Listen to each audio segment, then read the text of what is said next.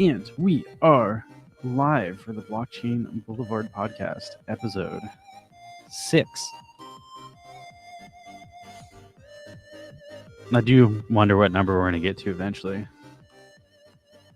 So if we counted all of our ones that we did that we didn't like re-upload, we're probably in like, how many weeks are in a year? 52? Or is it 56? I would guess we literally did 52 of these last year. I don't think we maybe did 51. We probably took Christmas week off.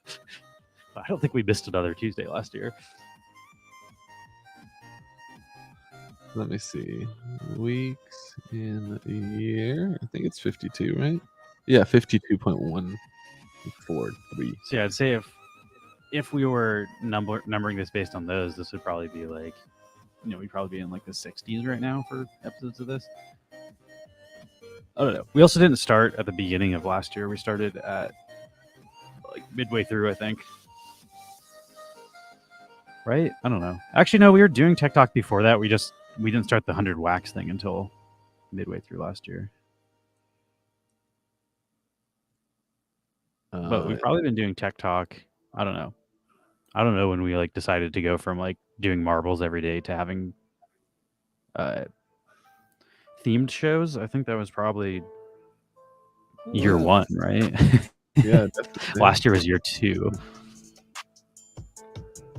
I don't know. Time flies. It does. I'm going to take a look at some of these new indicators today just to give a better idea of what we're looking at with the market, but I'll get into that in a minute. That's what these lines are, though. An interesting one that I feel like I've seen a lot in like media lately, people talking about these golden crosses and death crosses and stuff like that. I figured we'd talk about that a little bit. Very interesting market this week, though. Today, it's definitely gone a little volatile. I think it's probably because Jerome Powell was talking at like a economics club conference or something. And we all know whenever Jerome Powell goes and talks, the market, gets a little antsy. What does he do? I mean, I know his name, but he's the chairman of the Federal Reserve. I think you saw a video of this guy. Mark sent us that was like overdubbed of him, or maybe you sent it. Yeah, that was one that I found. That was really cool. Those fucking AIs are getting impressive. Let me sneak around some of the wax. Here. I feel like Jerome Powell's a pretty strong name. Like, right? Jay Powell, baby. He's the guy. Let's see. What's the biggest 7-day change on wax? Sounds like he should be like a football player or something. Like Jerome Powell sounds like a fucking linebacker. But he's not. He's a frail banker, man. This looks impressive, but it's only 5.6 wax worth of volume. I also think Wrath of Tesco would rug pulled, so that's a rug pull token. Also, probably why the volume changed so much, right? Is because people are dumping it. The liquidity set is dead, and you can see the rug here. Was it there, or was that first one a huge spike? Let's see. Let's go to the 1-day chart here and take a look. It's always kind of dumped. Yeah, they put out a message in their Discord. They're just like, we're not developing this anymore. So, sorry. I'm going to see OBV showing money leaving this market. Let's see if that's the case. Okay, yeah, you can see it's actually climbing until here, where it starts to make a lower low again. So this would be probably where I imagine, like around December. Is that when they announced that they were done? Or I don't know the exact date. It was sometime in the last couple months. Yeah, that kind of lines up with this huge sell-off then. Lower lows, baby. I know I've been trading a Nifty token here for a while and using the OBV as a metric to help me decide, Nifty, when to jump back in. I sold out a decent amount of my liquidity into just wax and have been buying it back now, and you can see here This is the Nifty market on Alcor. And you can see it's just been kind of trending down on balance volume and even making a lower low now. So you can see the current OBV is actually below the last time that the price was lower. So less people looking to buy at these prices than there was at lower prices previously. Lower prices previously, people were trying to get 45,000 to stake. So every time it dropped low enough, creators would buy it back up, and now there's no reason to do that. A little less of that action happening. We can also take a look at the depth chart here, and you can see it, kind of thin until we drop even further to like 0.09 or so, which is pretty in line with the last floor here. 0.09, 0.1 or so is kind of like where the bottom was here. And that's about where it looks like people are interested in picking up a bunch more again. That kind of tracks, honestly. I have a good amount of orders around here as well. And I think I sold a lot of mine around like 0.2 or so. So been buying it back. I think I already have back what I sold.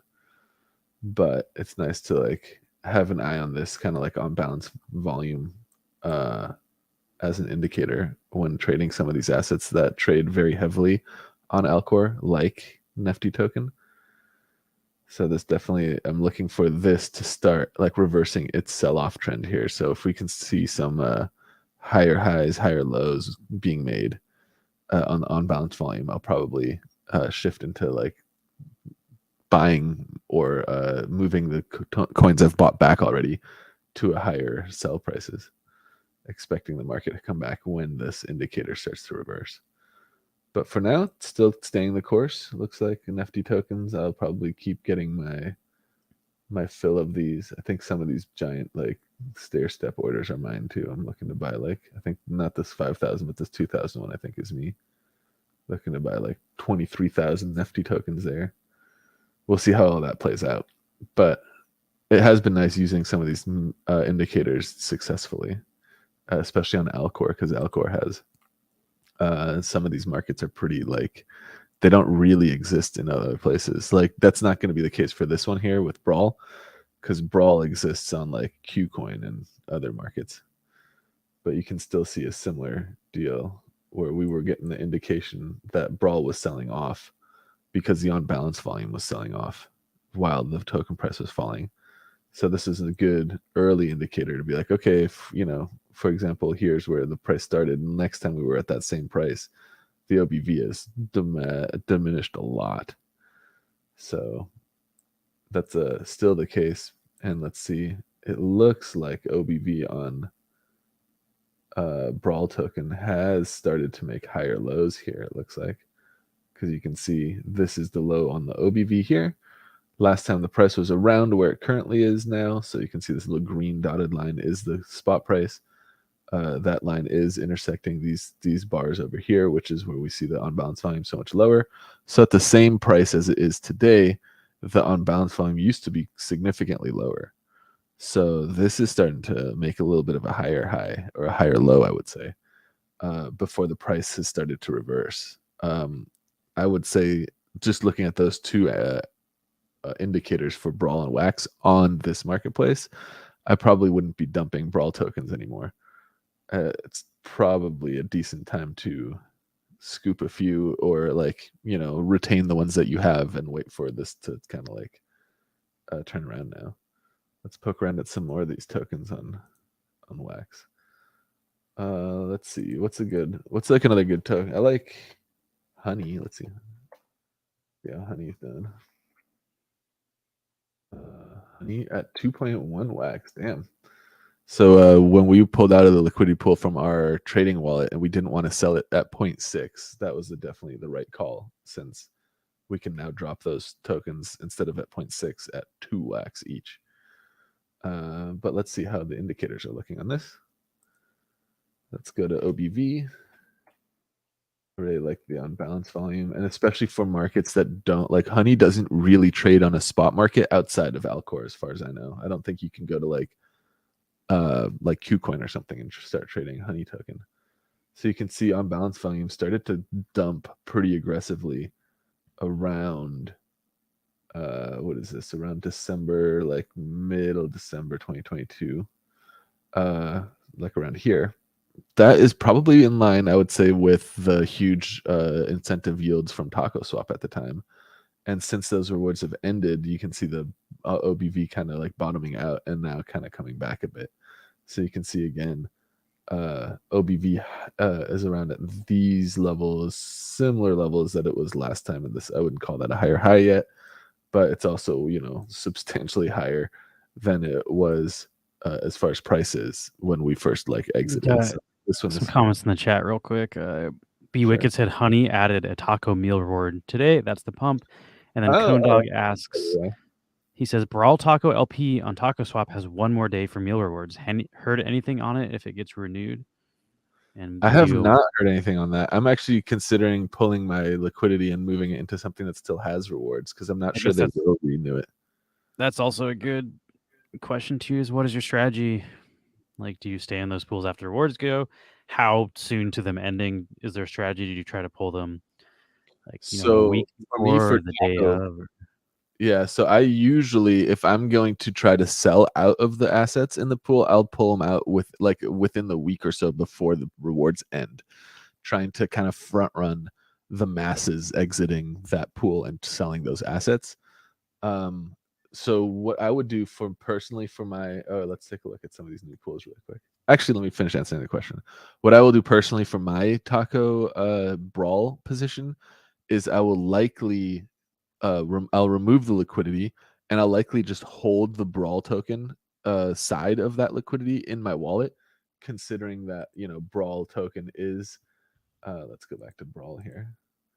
Considering that the brawl token is kind of looking like it's, you know, it's around its kind of like all-time floor price recently anyway. I also know that the distribution of the brawl token is over, like the mining phase. It's not inflating anymore, especially once you know, incentives go away. That's another form of inflation of those distributing the reward token. As that goes away, there's less potential sell pressure. That less potential sell pressure plus looking at this I'm trying to scroll, but my mouse is shit. I bought a new mouse too, so we'll get this fixed. Let's go back to the daily chart here and zoom in a little bit. But you can see here on the daily chart, starting to see it making a higher low despite the price being around the same price as this last low on balance volume, is giving me a bit of confidence that I might see higher wax denominated prices for brawl in the future. So the brawl side of this token I'll probably hold. I have also been selling the yield into wax as we go, because that's part of my strategy, is like I'm trying to maximize my wax. So because that serves the wax strategy, I've been selling that. And now let's take a look at taco as well. And so for the taco half of this liquidity, I might either hold the taco, stake the taco as taco in like a salsa pool, or sell it into wax and try to roll the wax into another liquidity position to earn myself some type of reward or interest. So let's take a look really quick at taco. And what I would do personally, obviously, it's not advice for what everyone else should do. It's just kind of walking through my own thought process with my own positions to kind of give insight on what you might think about doing with your own version of that same position. So let's take a look at the cost of taco in wax is about 2 wax per unit. If I zoom out for like for a month here, it's been pretty stable around there. It's been, you know, ranging between 1.95 and 2.2. That's kind of normal from what I remember taco doing. So let's take a look really quick at taco here. Taco and wax, and taco's been trading on Alcor for a long time, so we can actually go back. Well, let's not go back that far because there's some kind of massive spike where somebody was paying up to 100 wax per unit of taco for a second. So let's get rid of that. But you can see if we do kind of crop out of that, the range taco's been trading in has been basically, let's say, like 1.5 wax to like 2.5 wax. And it's been doing that since, you know, back here, which is, if I scroll down, since around here, February 2022. So almost a full year that we've been within this like relatively narrow range. So based on that, And let's take a look at the on-balance volume, because that's kind of what I've been using to guide me. So on-balance volume for Taco is going to be a little less of a strong bias for me with this indicator, because this spot market order book here is not where Taco trades most of its volume. Most of the Taco volume is traded on the automated market maker over at Taco Swap. So this whatever I see here, I shouldn't use that necessarily to bias my opinion as strongly as something like the Nefty token or the Honey token, which trade much more of their volume proportional to what Taco's volume is trading on this Alcor spot market. That said, Nefty token also has quite a bit of volume in its liquidity pool, and therefore trades quite a bit on the swap through the automated market maker, but it also has a very significant amount of volume moving through the spot market, whereas Taco, you can see we can see the volume from 24 hours. This is only 500 wax, 582 wax. That's not crazy compared to, like, that's not a bunch of volume compared to how deep the liquidity for Taco is on the wax blockchain. And then we could compare that, for example, to the Nefty wax pool, which is doing, okay, it's doing actually around the same right now, 600-ish wax in volume. So let's keep that in mind, that a lot of these tokens do trade through automated market makers as well. And this isn't like the entire market overview, but it's definitely a decent indicator. And then Taco. So based on Taco, and you can see just like with Nefty was making lower lows on its unbalanced volume, I'm still looking to buy lower, not necessarily hold or sell the ones I currently have, or sell at this price. That is, I have sell orders at higher prices should we spike.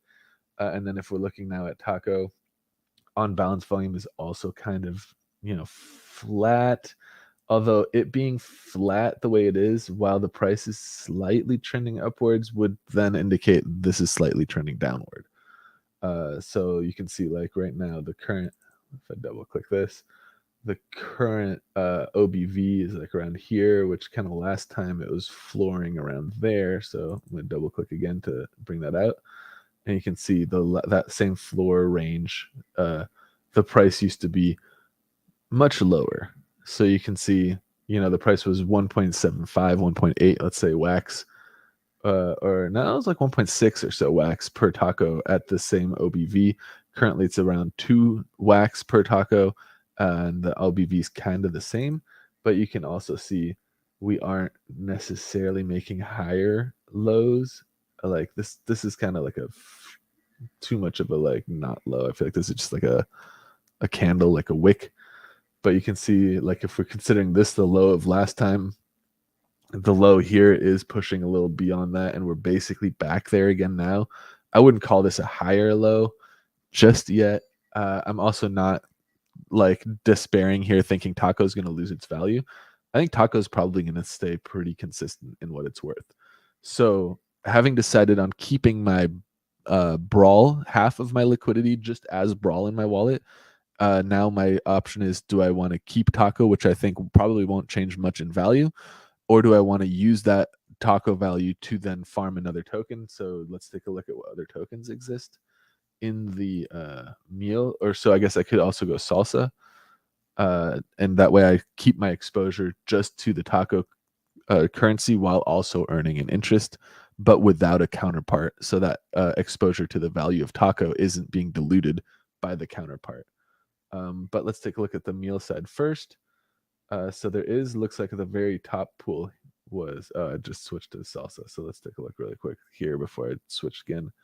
So I could take my Taco and earn, like, it looks like 43% is, yeah, highest. Let's go for highest APR and take a look.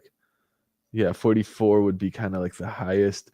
The APR here is purely going to be APR motivated. I don't really care what token I'm getting paid out in here, because the plan would be to harvest that token and sell immediately every epoch, or in our DeFi wallet every week.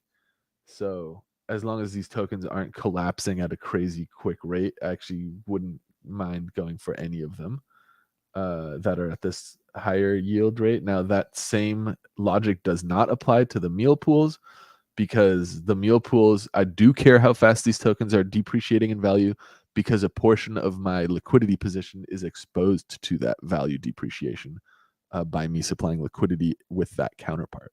So let's take a look at what's available here. You can see Leaf and Taco actually have quite a high APR.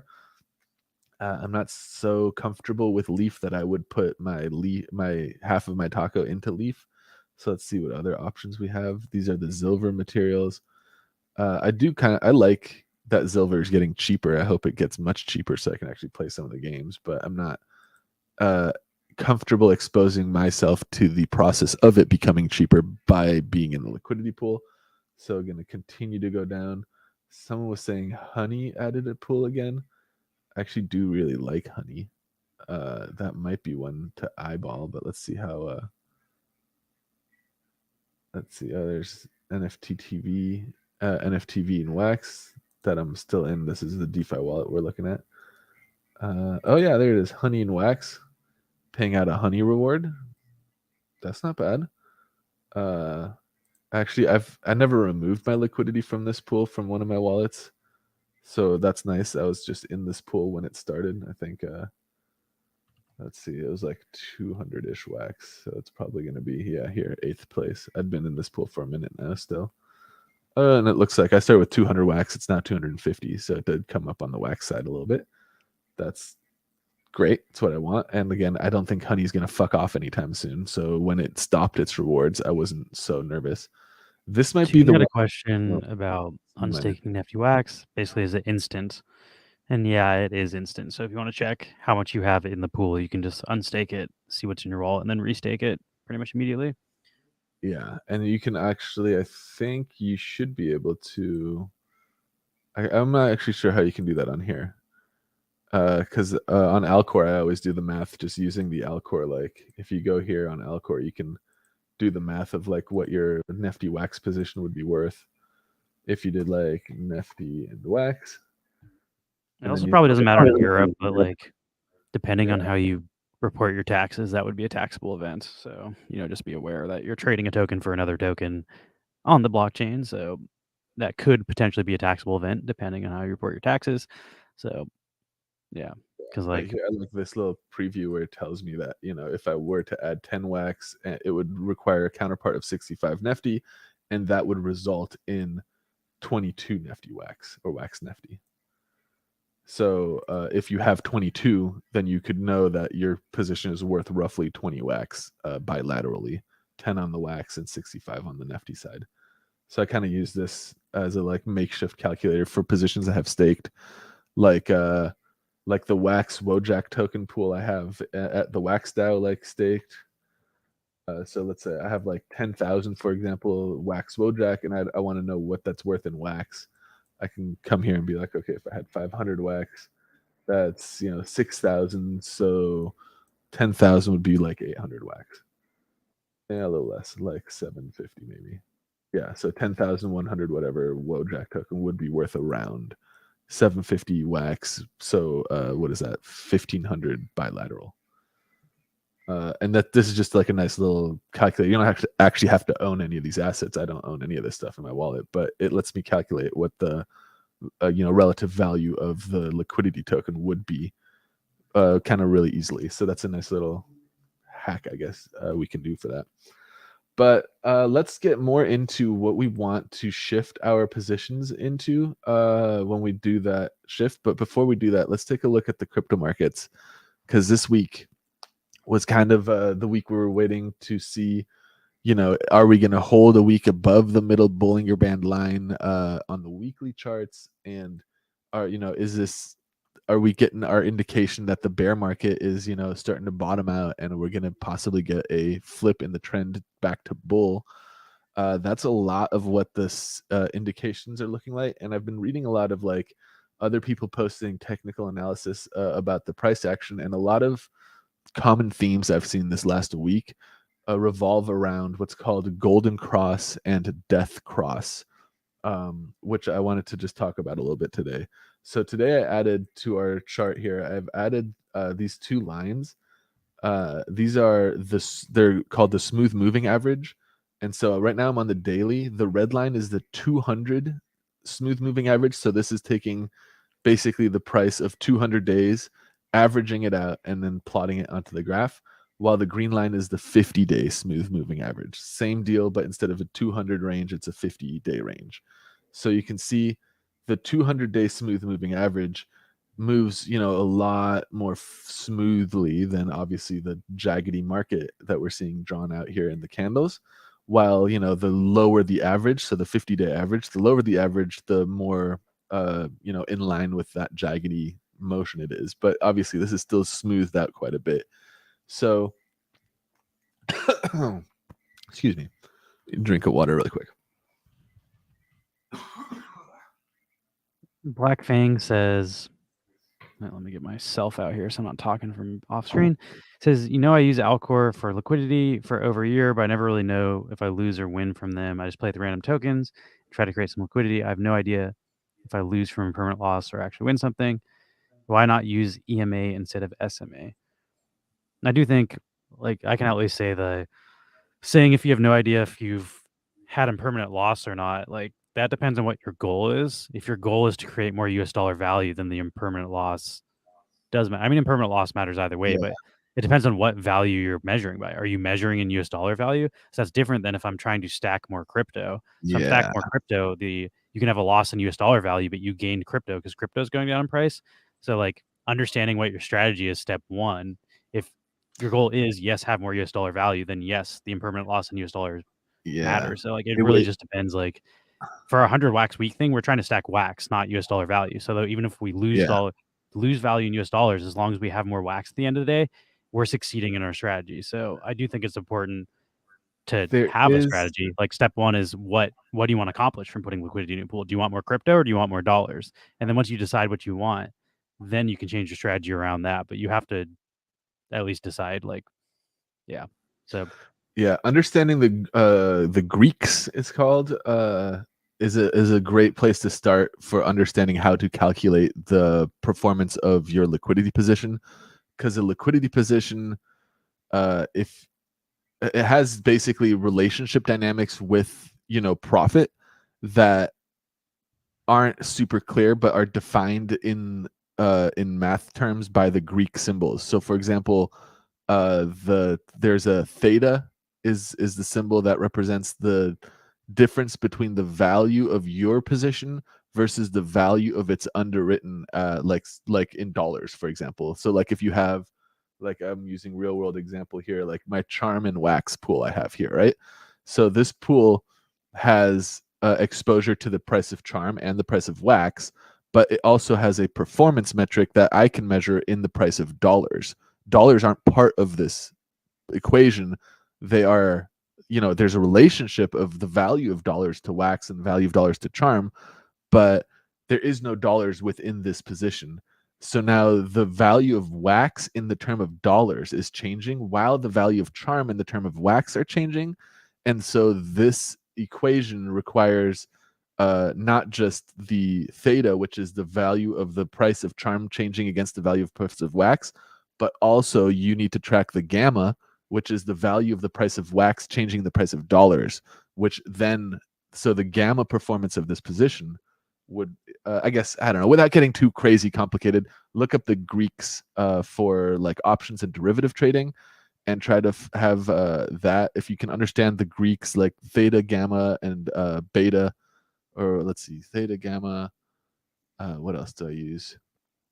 I think there's quite a few of these.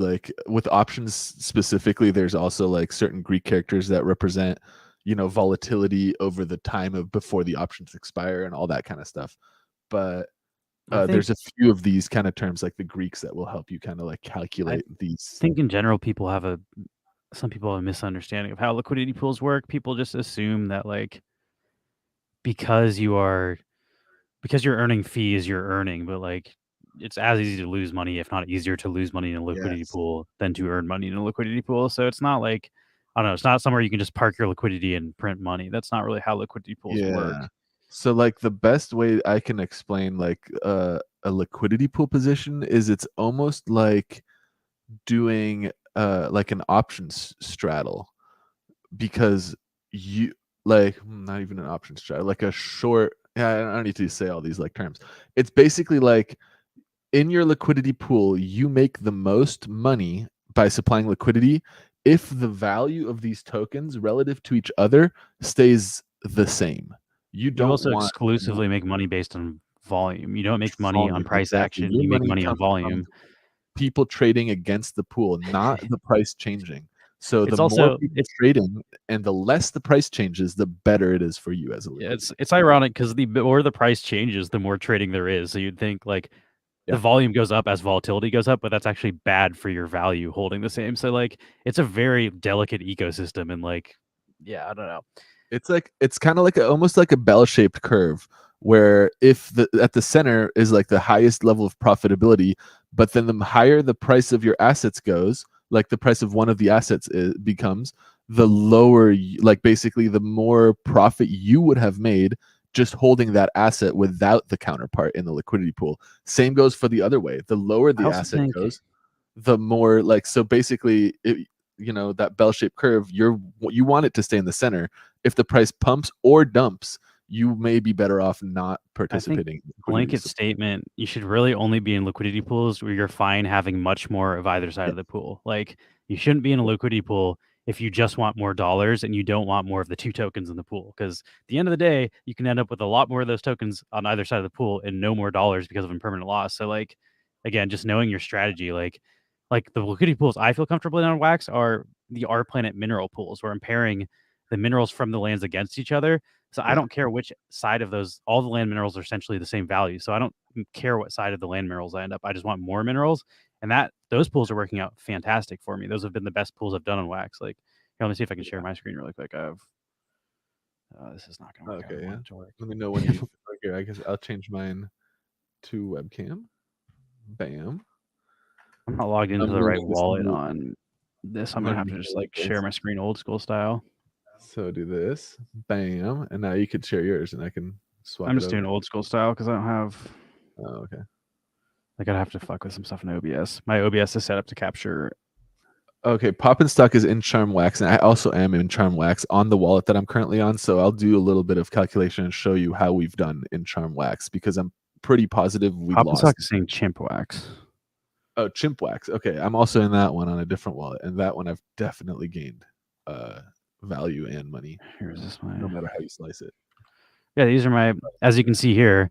I deposited 8 million NFTerium, 6 million week and night. I have 1.2 million NFTerium earned and 99,000 week and night earned. So I'm positive on both ends. So some people are like, Yes, but see, now if "Oh, you hit these are a minus, scam. You can't make money. You can only lose. There's only impermanent loss." Look at this, motherfuckers. I'm up on both sides by millions of tokens. Like it is yeah, possible if the pools are correct, but like you can also look. There's like the amount of pools I've lost value on Wax is way more than the ones I've gained. Like I've joined like probably 30, 40 pools, and these are the only ones that have been positive on both sides. So like this is not common. It is possible, is all I like to say. Because some people are just like, it's a scam. Like the only reason to be in a liquidity pool is to dump liquidity on people. Is like it's there are other use cases for this, and it's not like I don't know, it's not all bad and it's not all good. It's always shades of gray. yeah, like yeah, definitely. It's a really difficult and very many variable equation to try to calculate the profitability of liquidity farming. There's a reason why yield farming through like market making is a insanely high level, very sophisticated strategy when it comes to finance. It's not like doing this type of liquidity mining isn't something that people do. Here, I'll have to change back to my web screen here. It's really not something people do. Oh right, I gotta switch off this first. I'll get there. I'll get there. But it's really not something people do um, often or on a retail level, like where you and I imagine you're not like a accredited investor or that you don't represent some type of hedge fund or financial institution. The fact that you're able to supply liquidity to an exchange protocol is already like that's insanely like high concept and not something that's available to most investors.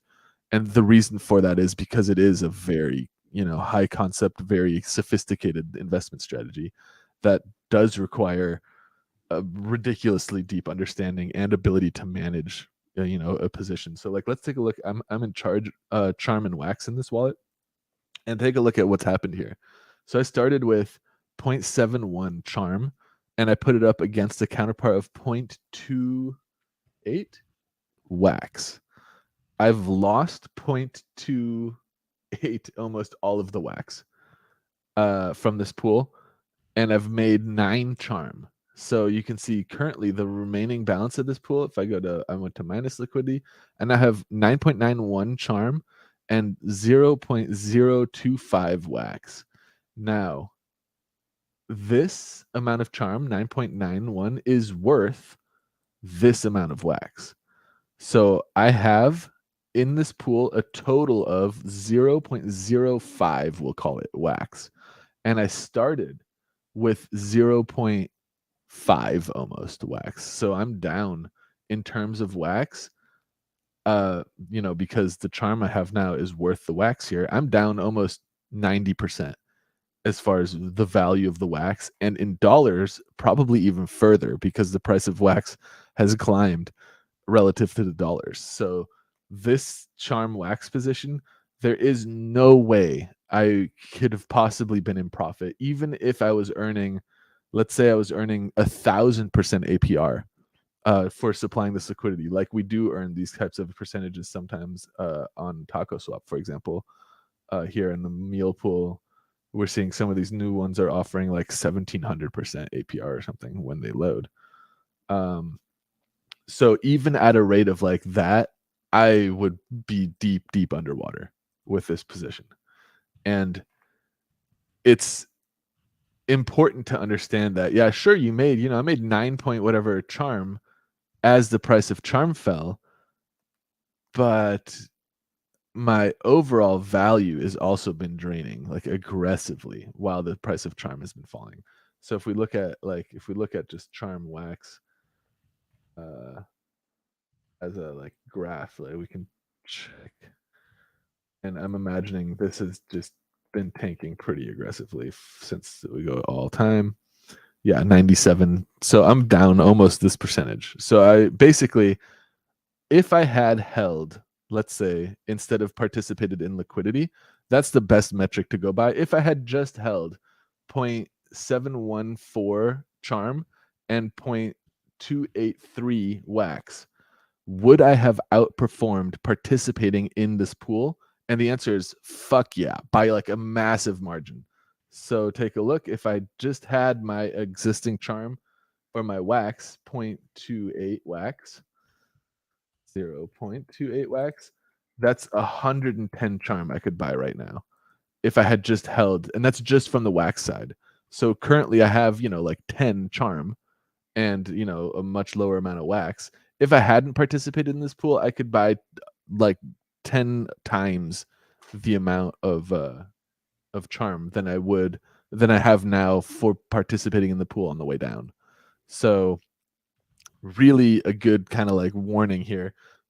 The loss of decaying value from one side of your pool dropping is loss that compounds into your liquidity position over time. The more that the price changes, the more dramatic you're going to be feeling this squeeze. So again, like I would have been way better off not participating in this pool, way better, 10 times better off. And the reason I keep it in here is just to kind of like get the idea of how, like, because for me, this wallet specifically, I want to see, because everyone calls this stuff impermanent loss. How impermanent is it really? Like, am I ever going to get this back 5 years from now? Is this going to be back at point two, whatever? We'll see. I don't think so. And that's also, again, I've said it multiple times, but I think calling this stuff impermanent loss can be misleading because it gives people the same sense of security that, like, oh, if you never sell, you never lose. Well, I mean, you lose on paper, and if it never comes back, then I was sort of talking about this in the chat while you're talking about it. It's like, on the KY, I was like, well, wouldn't it be good to just buy 2 coins that are dumping equally then? So it's really high volume. And I was like, yeah, but like, if you don't care about use dollar value at all, but like just holding a big bag of shit coins isn't going to help. I was like bringing up Viper. I was like, I'm in Viper Swap. I earned a shit ton through that protocol. I wish I didn't hold those tokens. Like they're never going to recover, which is what you're saying. Like impermanent loss is permanent sometimes. Like no one's developing for Viper Swap. There's no use case. It's never going to recover to what it used to be. So like holding this token that's dumping and pairing it with another token that's dumping. It's like I'm just gonna have two tokens that are never worth anything and a shit ton of them. So like, I guess like if that's your strategy, you just want the most amount of tokens that you can't use for anything, then sure. But I don't know like whose strategy that like that's not a good strategy for The me. best Maybe thing for you. like what you really want in a liquidity pool is stable price, high volume. And the more you stray from that, the more incentives you should expect to receive. And that's why we'll see, you know, like this pool, for example, is paying 1400% APR. The reason for that is because these tokens are insanely risky to hold in liquidity positions, and I need to be compensated aggressively to accept this risk just to mitigate the risk. So sure, it can go really well, especially if both these tokens pump. Oh man, I'm going to be like in heaven. But realistically, both these tokens aren't going to pump. Realistically, you know, they're tokens that are needed for game economies. Then those economies need to function with like, you know, microtransaction values. And for that to be the case, these tokens need to be worth a lot less, in my opinion. So it's, you know, it'd be the same as like, yeah, I could, like, if I'm making 1400% APR, that's like, what is that, like 15 times or whatever? Yeah, like 15 times what I started with at today's value, right? But if at the same time the value is dropping at a rate of 100x, like who cares? I made 15x what I started with, but I lost 90, you know? So it's like, okay, I only lost 75. Like, and not only that, but I'm making this APR denominated in the value of the tokens that are losing value. So very it's a very difficult equation to try to see like, oh, high APR does not mean you will perform well by participating in that pool. What you really want to see, and I saw Black Fang talking about it in the chat a minute ago, like tokens like Nefty, where it's like deep liquidity. They do, you know, they do pay regularly in their incentives through their earn program. So I think if we go to Nefty, we can go to Nefty blocks and take a look at the rewards here. So if I'm on Nefty blocks, there is a rewards tab here under earn rewards.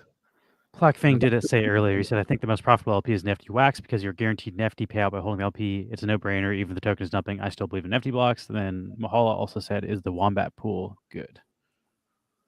Yeah, so the Wombat pool, okay, so let me finish on Nefty blocks. Nefty blocks has a very deep liquidity pool here. Nefty Wax, worth what, 2.2 million of these Nefty Wax tokens. This pool is definitely like 2, maybe 3 million wax deep. So deep liquidity available. I want to know how much trading volume happens, and I want to make sure the token isn't just free falling. So again, when I was checking Nefty a minute ago, I was using the Alcor swap market because the Alcor has a pretty sizable spot market for Nefty Wax. And you can see using this on balance volume indicator, I have been seeing you know, OBV dropping while the price is dropping, but dropping more aggressively than it had in the past. And for that reason, I had pulled out of my Nefty pool and sold around like 2 wax, and then I had placed orders to buy back those Nefty tokens. So I have actually been buying them back pretty aggressively once we've hit around these prices. But I am still waiting to see the on balance volume here start to make higher highs and higher lows, specifically higher lows at this point, because a higher high would, you know, pump way the fuck up here. But if we're getting like maybe a pump to here and then a retrace and then a pump back up, if that retrace is able to find support above, you know, a past low value, that'll be a great indicator for me to assume that money is flowing back into the Nefty token and interest is returning. They're also, I'm waiting for an announcement to see what their new future utility will be for the Nefty tokens at the moment. Part of that is also why, you know, I have orders waiting to buy and I'm not really selling Nefty tokens these days.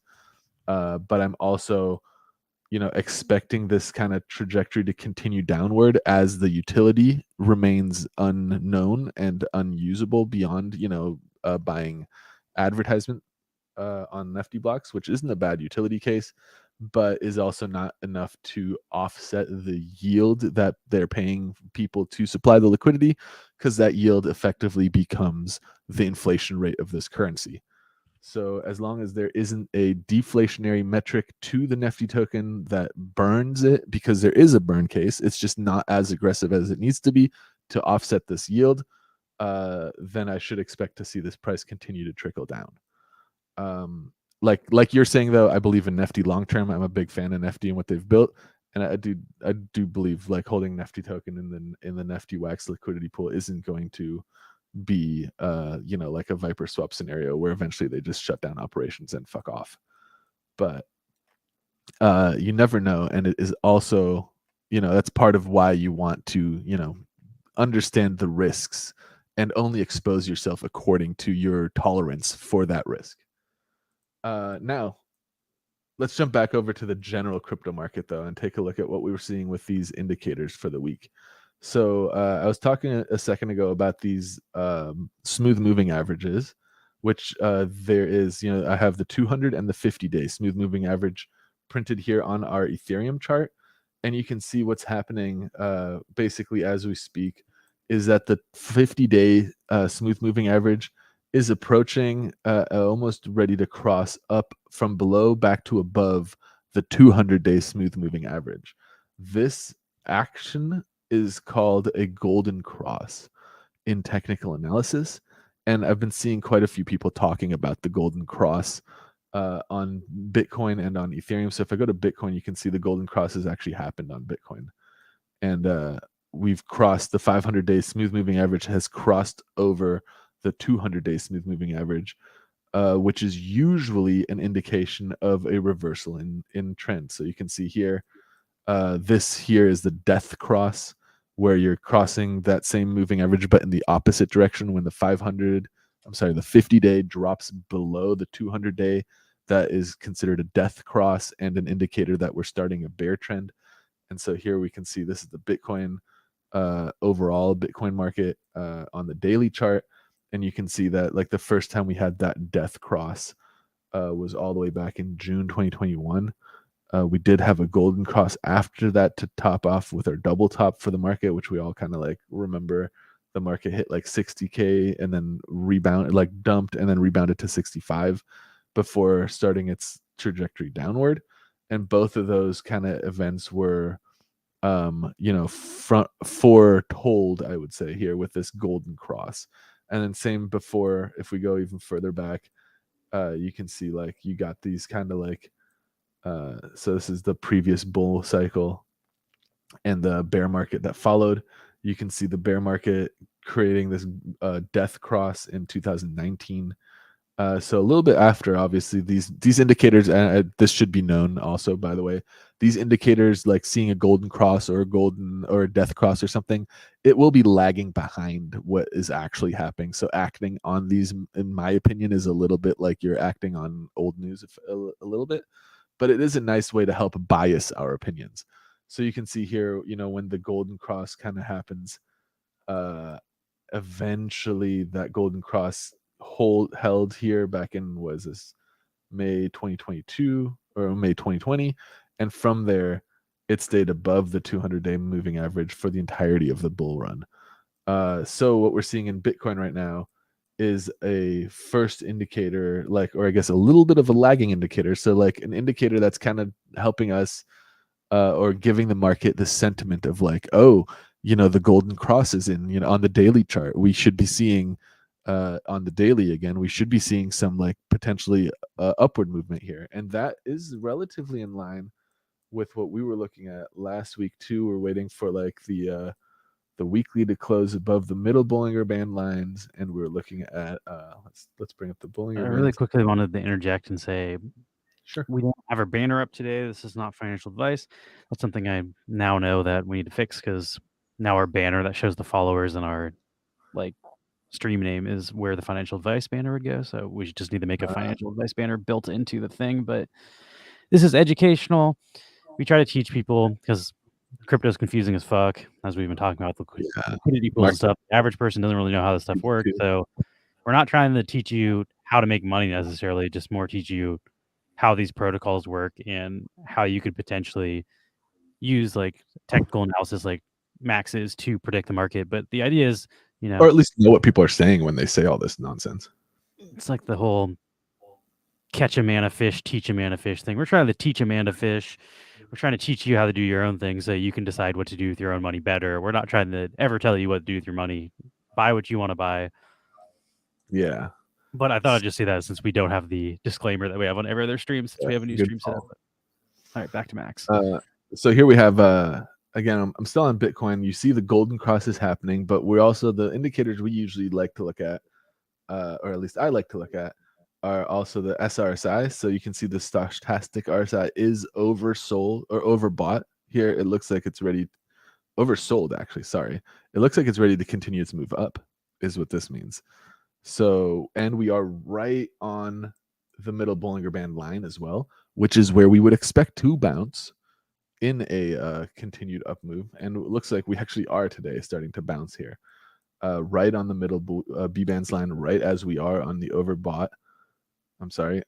oversold end of the SRSI. And you can see this on balance volume is actually, if we look back, let's see, is it making a higher high or is it just kind of like leveled out? So here's kind of the last time we saw these prices, and this range is around here, and you can see that's pretty much 1-to-1. I'm not calling this a higher high just yet, but it is interesting. We are getting quite a few bull indicators lately that the market is going to be trending up again in the short term, at least on the daily. Now, one of the main reasons I wanted to bring up these golden cross, death cross kind of like things is that, you know, this is the 200-day and the 550-day smooth moving average for the daily chart. But if I switch to the weekly chart, now we're smoothing out, you know, 250 week moving averages. And here we're actually on a death cross for Bitcoin. And this is the very first. Names are so intense for these things.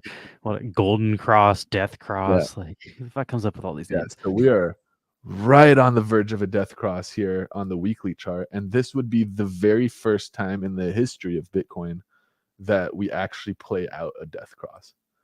So you can see, if we can go all the way back through the history of these markets, it has never made a death cross. And I think even if we go outside of Coinbase to something even like longer term, we can go back further and actually see this kind of like it always bounces. So this is kind of the opposite sentiment here. This is a very bearish indicator. If we break below this and kind of start trending down, this would indicate, you know, on the weekly and therefore longer term trajectory, the bear market is still, you know, bearish as hell and pushing, and will make us lower lows. You can also see we're overbought on the weekly, and we are kind of making a higher highs, higher lows if you're seeing this, but more or less are still flat in a little range here. This could come back down to here and we'd still be pretty much just ranging around, but definitely starting to make some higher peaks here, I would say. It's a mixed bag of signals for sure. I'm a little hesitant to act on what we're seeing on the daily chart because of the weekly chart. So this is all very good, very bullish stuff. Like I'd like to see, you know, the golden cross here. I like to see that we're oversold, that we're rising in on balance volume. But when we zoom out and get a wider like scope of our picture here on the weekly, this is definitely painting a different picture where it's like, yes, we are closing full weeks above the middle Bollinger Band line. That's great. We are making a few like higher peaks here on the on balance line. That's great. That's what I want to see. But then this little, you know, kissing of the death cross like area here, that's kind of a worrisome notion to me. Now, if we go, I'm gonna go back to like the daily, for example, you can see in the past it will sometimes like arrive at the center and not cross. So in the past we have had let's see if we go on, like I think Ethereum has a few clearer ones than this. Yeah, like here you go. Ooh. Ethereum has a Wax nice just posted a pretty cool article. I'll send it to you via DM, but it might be fun to go over this. All right, yeah. It's literally like 20 minutes ago. I'm hoping this to see was posted 6 minutes ago, but it says the world Wax is upgrading to Antelope 3.1 in March 2023. So oh, let's go. That's big. Antelope is the basically like the EOS.io infrastructure update that Antelope EOS is rolled out. it's just a rebranding of EOS. EOS is Yeah, no longer it's like called an EOS; it's called EOS. Antelope. But Antelope is also what they're using to integrate with the EVM, the Ethereum Yeah, virtual machine, so that you can plug and play Ethereum code on EOS chains. Which means if Wax is upgrading to that same code, then we should be able to use EVM stuff on Wax, which is cool news for us, I guess. I don't know. definitely. It's a pretty like technical thing that doesn't really mean anything. It just means that more developers can build on Wax, which is good for Wax. 8.1. We're back above our first target for the bear market here. Nice. I'm also looking at the Wax price right now, and I think the Wax, the team behind the Wax token is interested in bringing the value of the Wax token up, just so that it has a deeper like TVL and a bigger like value proposition for a DeFi marketplace. And it seems like they're starting to get a pretty decent like trek here. And now looking at we're looking at Wax in terms of dollars on Qcoin, but like look at all the on balance volume clearly making higher highs and higher lows on this timeline here, like very clearly. So like the last time we saw on balance volume like this was around here, and that price point was 30 cents. So we're far from 30 cents, like 200% or so away from that, but same OBV. Again, this is just Qcoin. We could check on different markets, but I have a suspicion we would see a similar thing if we go to like Binance. Yeah, look at that, climbing even more aggressively. It looks like it's almost the all-time high for OBV on Binance. Let's check another place like Bitrex. I've traded Wax on Bitrex. You can see as the price of Wax has been dumping, the OBV on Bitrex is pretty much flat. This is all these are very bullish indicators for Wax. This makes me think Wax could be climbing in the coming months or weeks even. So since we're going to try to use what we're looking at on this chart here to make decisions for the following week, I would say let's assume that this week this looks positive to me. Like on the shorter term timeline, like sure we're seeing the death cross starting to draw on this weekly timeline, but like I said, oh right, I gotta go to Bitcoin, right? There it is. So, but like I said, this indicator is a little bit of a lagging behind, and if the market has kind of like reversed its downward trend, then this indicator is maybe showing us what was happening like a month ago or something, and we could basically be kissing this line and then continuing to move up. Also, like I said, this is unprecedented territory as far as Bitcoin has never experienced a death cross on the weekly timeline. So seeing this it's interesting. It basically is like that shadow of the doubt, that's going to keep people from going all in, I would say. If I didn't see these kind of like conflicting indicators, I would feel very comfortable in, going a little bit more aggressive into the crypto markets at these prices. So the death cross, is that just where that red line is crossing the orange line? I don't even know what we're looking at when you say death Yeah, cross. the red cross or the death cross is where the green line here is crossing and dropping below the red line. The red line being the Okay. 200 and this one being the 50 smooth moving average. So, and then the golden cross is like the opposite of that. And we can see that on the daily chart timeline where the green line is coming from below the red line and crossing to go back above it. Okay. So we're getting literally both When green extremes. goes below red, it's death. When green goes above red, it's gold. Yeah, you want the green. So I changed these colors myself here. So the indicator I'm using, anyone can use. If you go to indicators and just type in moving averages. These also work on like Alcor and stuff. You can pump these Yeah, indicators just into not the all of Alcor them market, work on essentially. Alcor, but let's see. If you are on Alcor, there is an indicators button at the top, and you can say moving. Yeah, here you go. Averages, moving average double, moving average. So I used moving average 250 is the one I chose. So I'm not sure it has all of them here, but you do have a bunch of indicator options on Alcor too. So if we do like moving average adaptive, I can click on that. It's now added it. And let's see, where's that? To see it, I can just toggle it on and off. So it's like this little red line here. So this one is, I'm not sure which one this is. It's not, so you can adjust all these too. If you go to settings, So it's giving me a period of 10 units, and since the units are going to be denominated by what time frame I'm in, if I want to see the 200-day smooth moving average here, I can change this to 200 units, and that should smooth it out. Okay, that's here now. That's pretty smooth on the Nifty token, just because the Nifty token trend has been pretty smooth and not like up and down as much. But let's see if we go here. Yeah, either way, you can add all these indicators. Like, I'm not sure exactly what, if it doesn't have all the exact same ones, but you can see the one I'm using is the MA 50 and 100, 50 and 200. So let's see if I can find that one here. MA 50, no. Let's see, MA cross, MA, they have quite a few of them though. But yeah, there's lots of indicators you can mess with if you want to like see what's helping. But I did find a lot of content this week about these death crosses and these golden crosses. So I thought I'd just touch on what these represent, what we're looking at here. But expecting for the next week, let's take a look really quick at the SPY and see where's the SPY land with all this. And the SPY on the daily also experiencing a golden cross. That all this stuff is pretty bullish.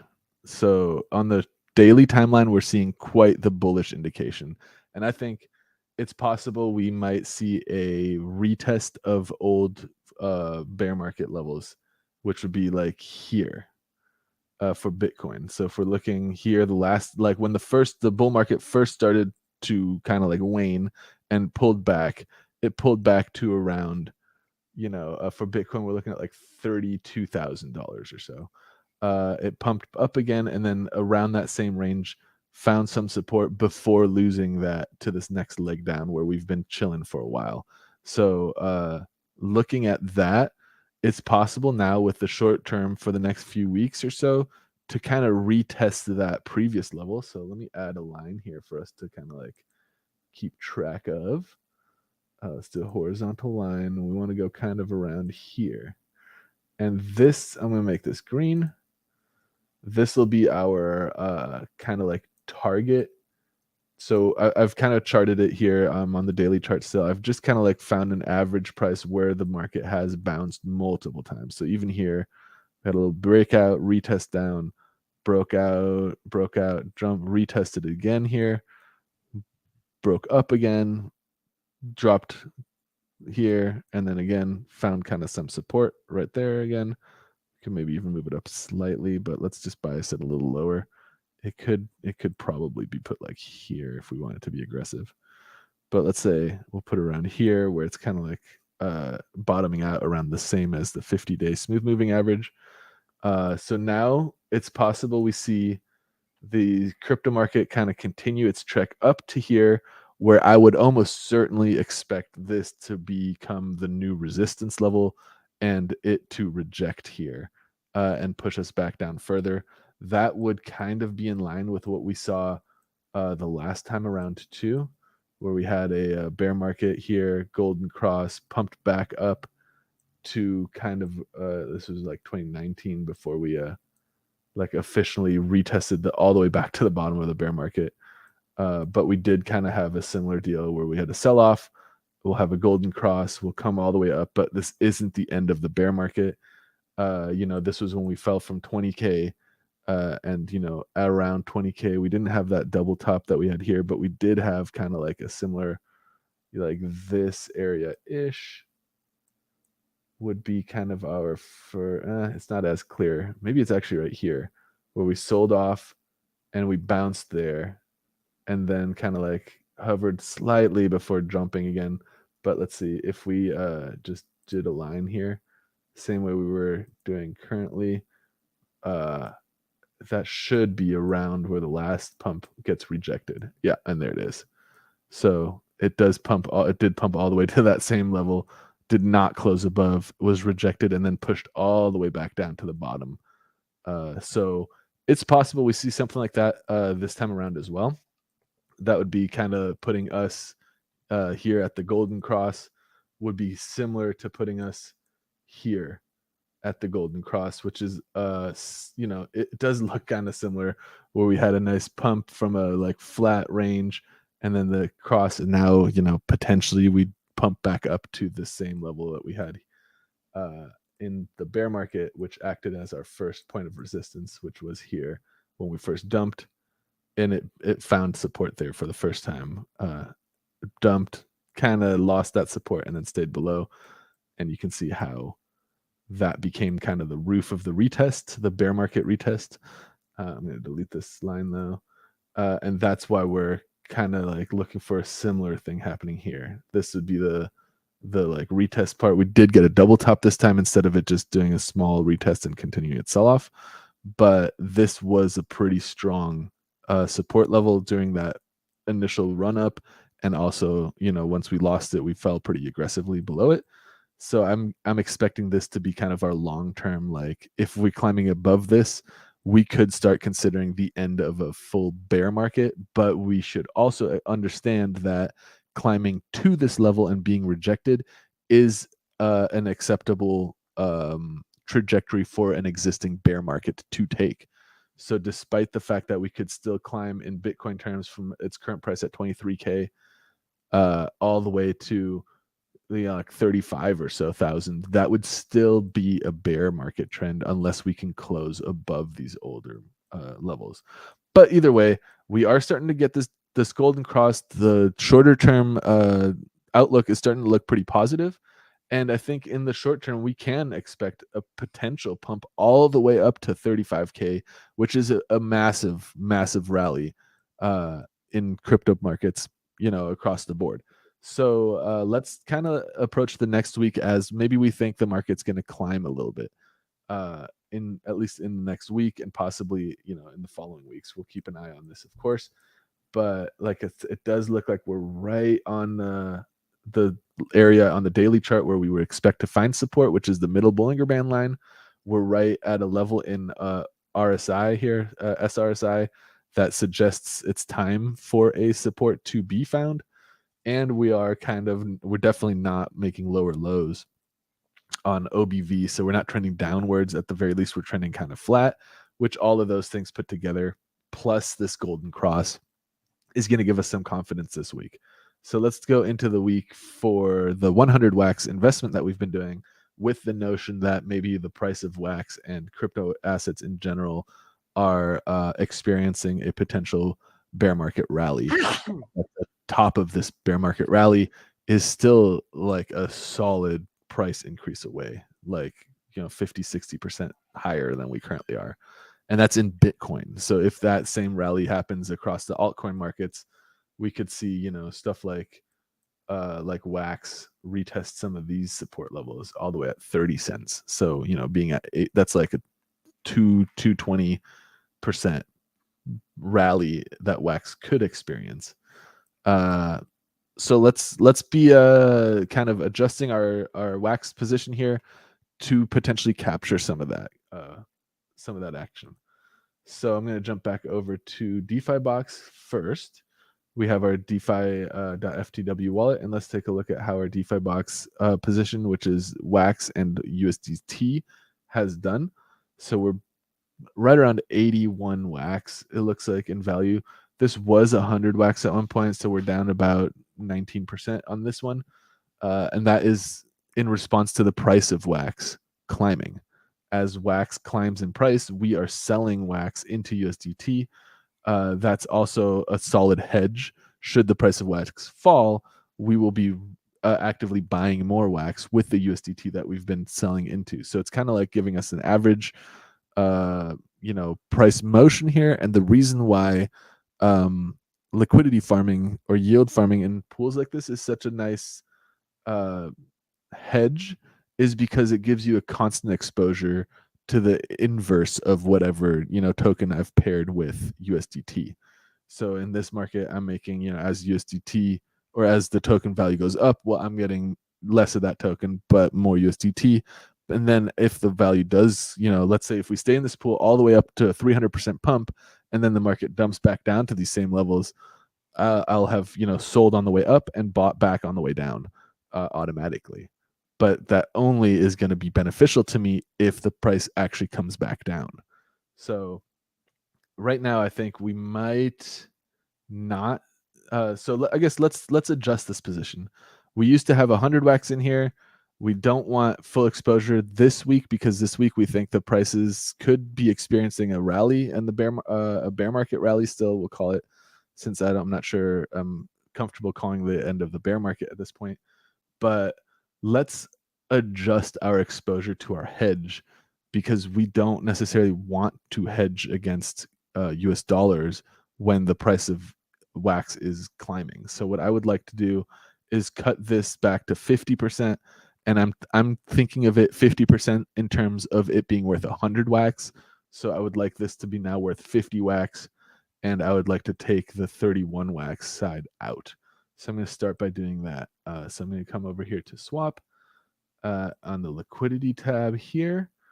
And then if I scroll down, I should see my liquidity positions. If you don't see this on your wallet, I've had this problem in the past. DeFi Box has some weird UI glitches sometimes, but you can click this this little 3-line drop down thing, and then you can adjust the node. If you change the node to a different node that might be less latent or just work better. So if I change to United States, it'll reload, and sometimes doing that will actually help your experience on DeFi Box. So just a little pro tip, I guess.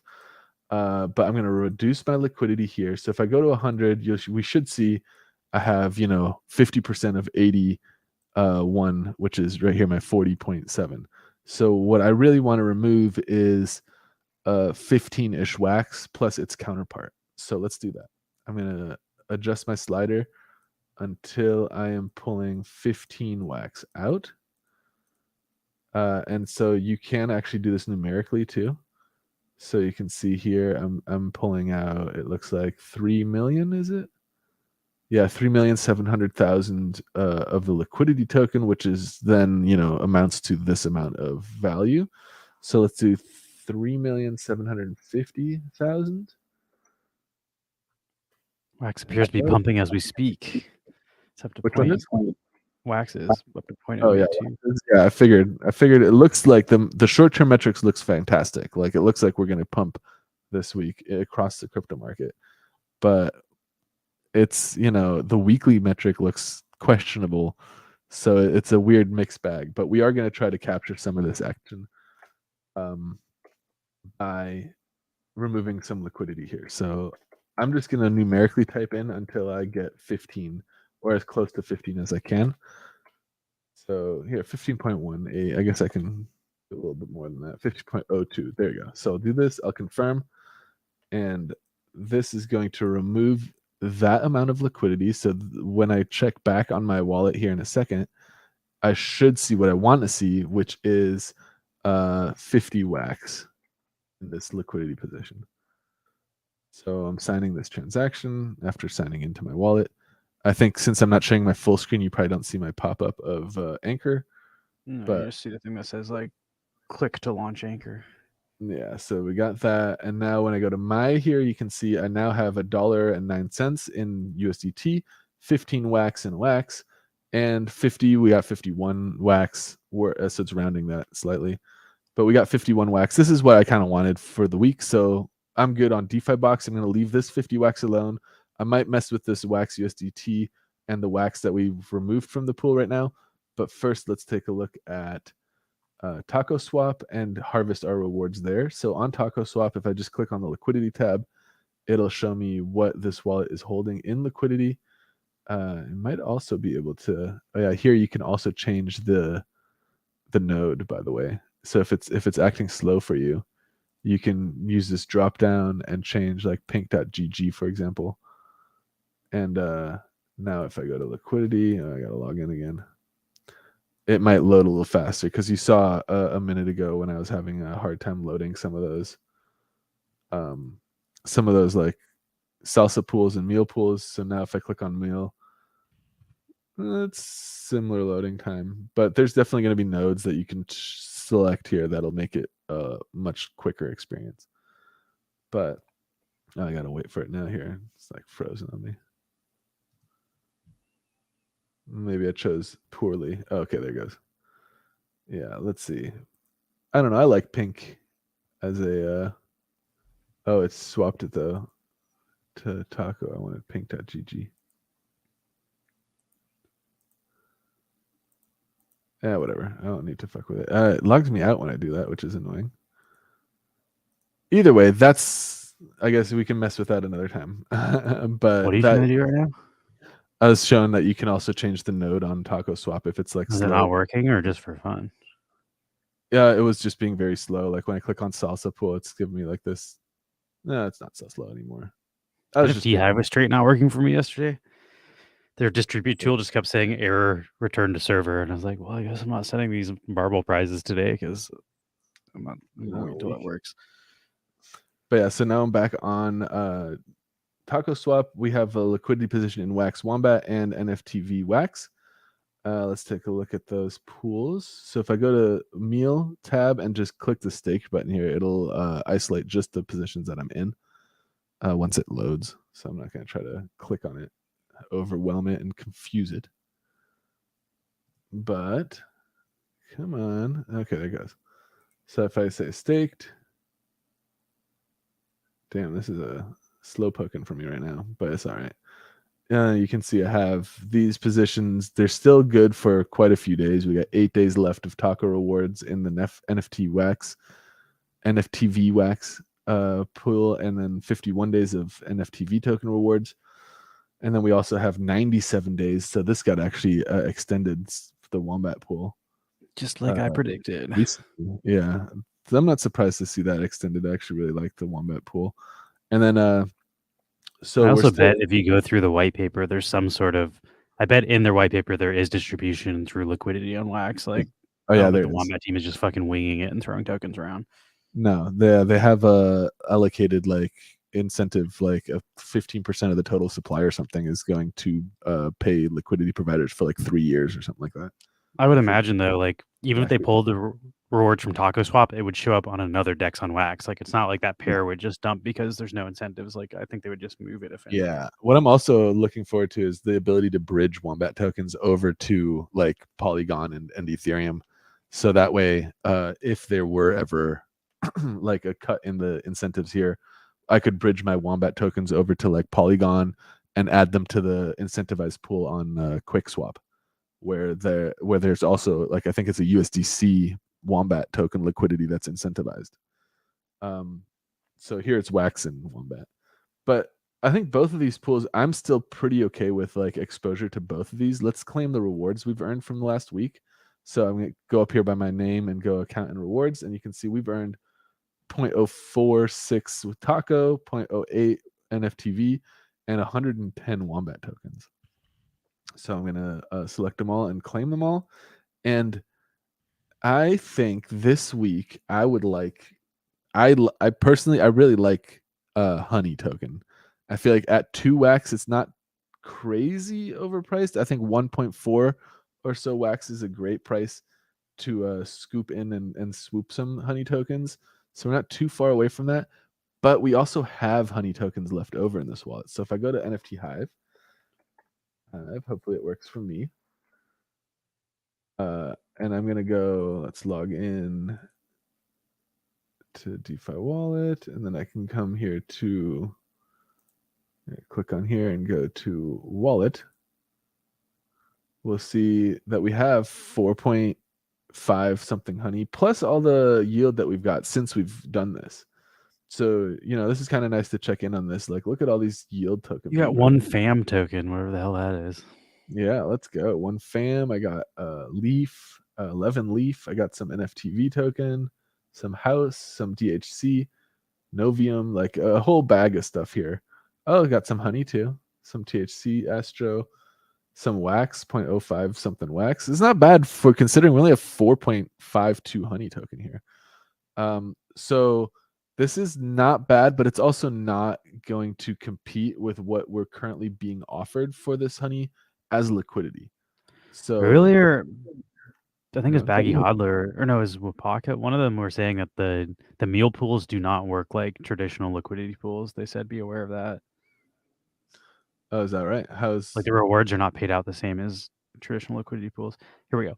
Baggy Hodler says meal rewards and taco are not classic LPs. Be careful. Usually you lost a lot from both tokens.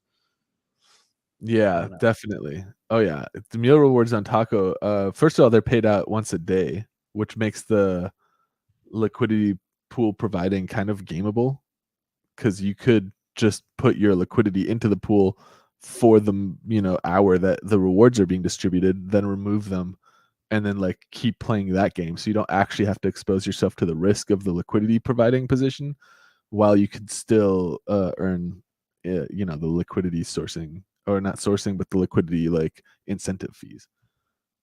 So that is one thing. But then the other thing is, yeah, like a lot of these tokens. So Taco Swap has like an ass load of tokens that and token pairs, and a lot of these tokens are paired against are pairs of assets that both don't necessarily have deep liquidity for like exiting. So like for example, Z Wood for here. Like if I go to Z Wood, there is one liquidity pool for that. And so if you have Z Wood token, you would, if you want to cash this into Wax, you'd have to trade it first through this pool into Z Silver, or into Silver, and then Silver can be traded out into Wax. But that pool is only 12k Wax deep. So keeping that in mind is also important, because yeah, sure, you can make 1500% APR, but when it comes time to cash in on that APR, is the liquidity depth in those pools where you're cashing out actually there? And then there's also like there's tokens on here like that just don't have liquidity that gets you back to Wax. So like there's been several times I've been like seeing relatively high yield pairs on the meal pools on Taco that are like two tokens I'm unfamiliar with, and neither of those tokens have a way to get to Wax. So yeah, be very careful when you choose a pair, and that's also why we're kind of skipping past a lot of these high interest, high APR ones, just because either we're not so familiar with them, or we don't trust the distribution model, or there just isn't enough liquidity to like comfortably expose ourselves to those positions. So you can see the ones that we are in. NFTV has 30,000 Wax just on the Wax side, so this is almost 60,000 Wax of bilateral depth. That's not bad. That's not insane, but that's not bad. And then the Wombat pool also, that is quite deep. I think it's like a top 5 pool. Yeah, here you have 230,000 Wax. So this is almost Wombat's half. also a cross-chain token, so the value isn't exclusively based on what's trading on Wax. That is a big point too, where like a lot of these tokens only trade here on Taco Swap, or on like Taco and on Alcor. You have Wombat trades on Taco, Alcor, DeFi Box, and Qcoin, and Quick Swap over on Polygon, and Uniswap I think has. Yeah, that's why TLM does so much better than most Wax tokens. It's literally just because it's cross-chain, and like there'll be a big spike on a centralized exchange, and people are like, "Oh, what? Why is it pumping on Wax?" It literally has nothing to do with Wax users or Alien Worlds, and everything to do with people buying on centralized exchanges. So like that can also happen to Wombat. So like the price isn't just being dumped by people farming on Wax, basically. Yeah, exactly. And then Wombat I like as a token too, just because like Lewis and I have said a couple times on stream too, like I don't think that Wombat Dungeon Master is the like end all use case for Wombat token. I think the Wombat wallet and the Wombat like like ecosystem is this like cross platform, cross blockchain like gaming hub. Yeah, their mobile stuff is more impressive than the actual Dungeon Master game. I do have an answer to this question. Scroll on the Colony asks, do we know the holdback from Wax being on Coinbase? The Wax team said Coinbase wants $100 million to list it. So yeah, that's the if you got $100 million, we can put Wax on Coinbase tomorrow. Yeah, that's just too much. I don't, but yeah. I've been talking to the Wax team more on Telegram. There's a chat where Lucas from the Wax team, he also talked about OpenSea. Like they've been trying to work with OpenSea. And he's pretty much like, he's like, yeah, like OpenSea stopped reading our DMs. They were like, if you're not a top 30 market cap token, don't even fucking talk to us. Like, and that's a big issue with Wax right now is they're like, we're just not taken seriously by anybody, like both within the crypto industry and also for outside investors. Like if you're trying to raise money for Wax as a blockchain from like venture capitalists, they're like, yeah, we're not going to invest in your bullshit. Like we're not going to partner with you because you're such a like 150 plus market cap token. They want top 50, top 30 market cap tokens for like, and then once you get there, you could attract a lot more developers, money, all that stuff. But like, it's one of the reasons why the Wax team is trying to retool DeFi. They're trying to make Wax more deflationary than inflationary.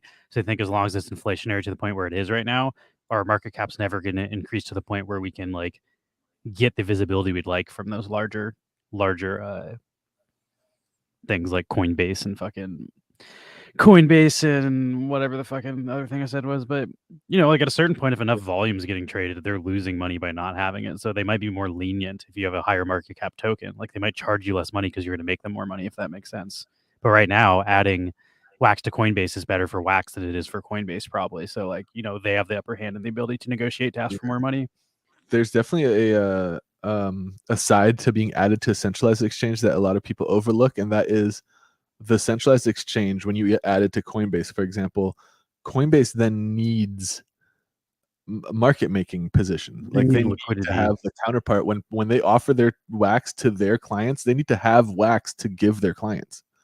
So usually when a token is listed on a centralized exchange, the team behind that token's distribution gives the exchange a market making amount of that token so that it can be used on the centralized exchange platform, so that when the users at Coinbase are buying Wax, the Coinbase is able to sell them Wax that Wax community, like that the Wax founding team, you know, gave them to engage in market making with.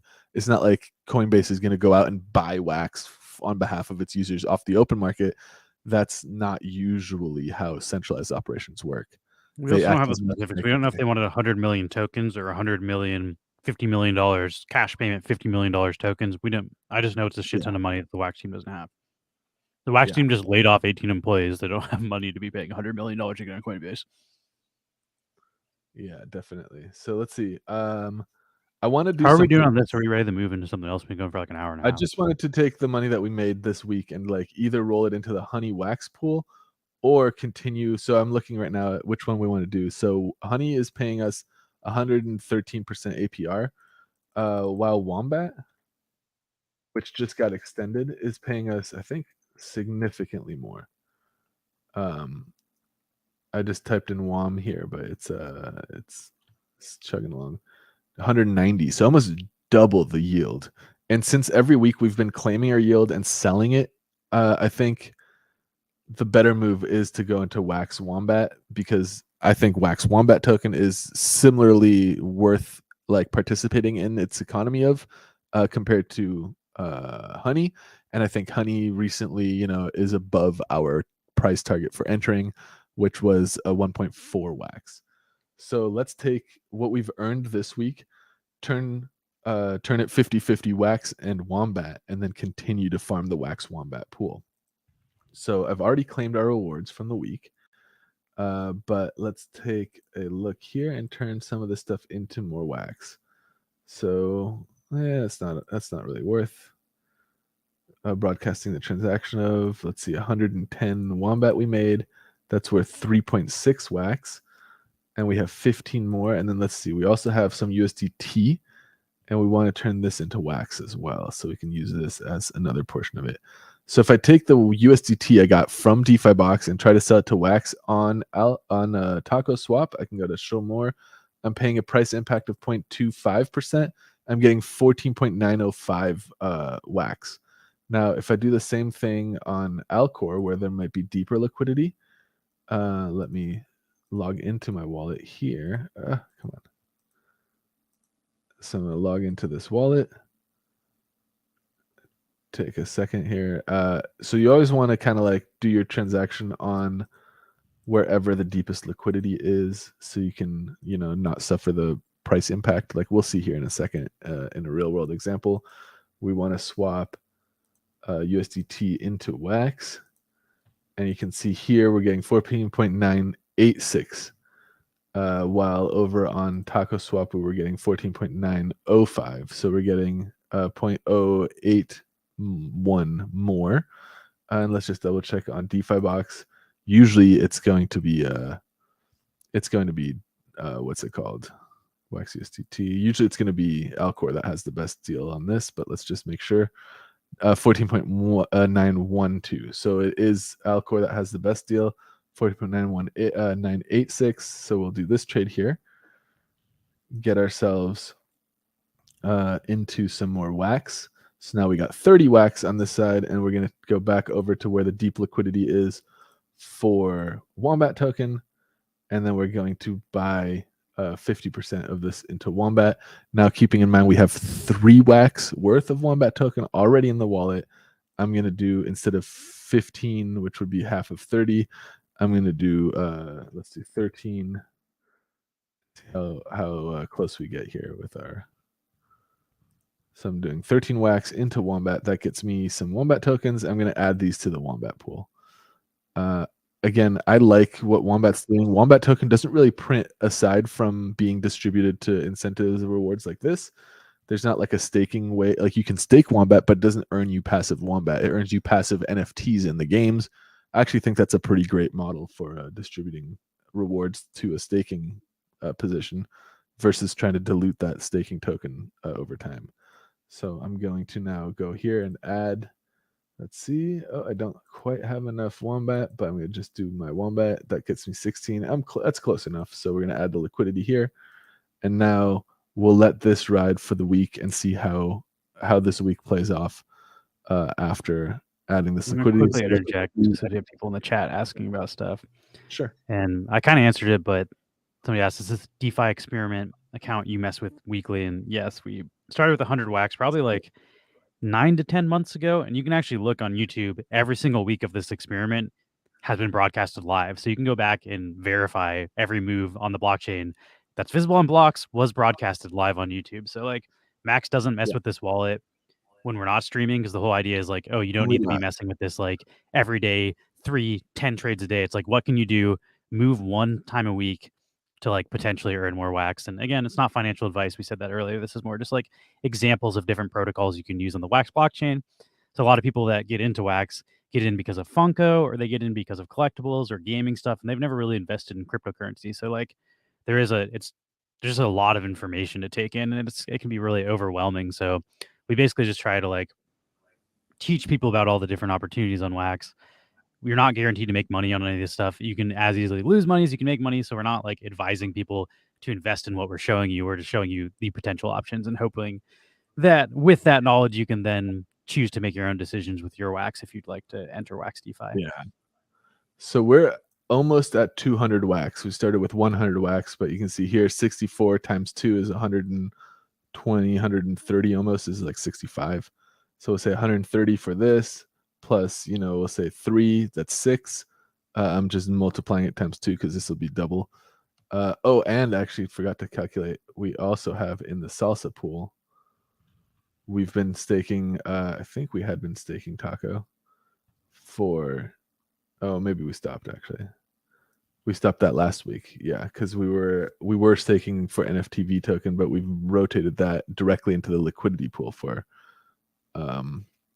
NFTV and wax. So we still have that. That used to be, I think, around 10. So I have to check last week, but this one's dropped a little bit. This one's kind of been hovering, and now we're earning our yield here. This is close to 200% APR. And I'm pretty confident that we'll continue to, climb here in terms of wax. Now, it's also interesting to note that the price of wax when we started the experience was about 10 cents. It's now about 8 cents, and we're worth about 200 instead of 100. So we're actually up in both wax and US dollars at this phase in the experiment. And so if our goal was to, end up with more US dollars, now might be a decent time to take some of that initial profit.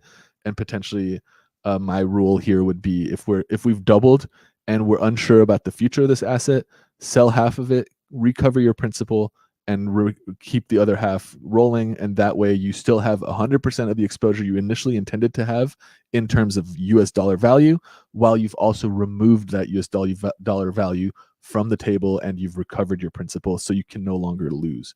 When you're in a position like that and you're unsure of how to proceed, and you'd like to not lose money over time, and money, because again, with our position here, we're looking to make more wax. We're not interested really in the US dollar coin value of this position, but if we were, this would be not a bad time to consider taking profit. My personal rule, and again, obviously it's not financial advice, but my personal rule is on a 3x. So this is about a 2x where we've gone from 100 to 200 wax. If we make a 3x, I would, and again, in terms of dollars, so it could still be, 150 wax instead of 200 wax or whatever.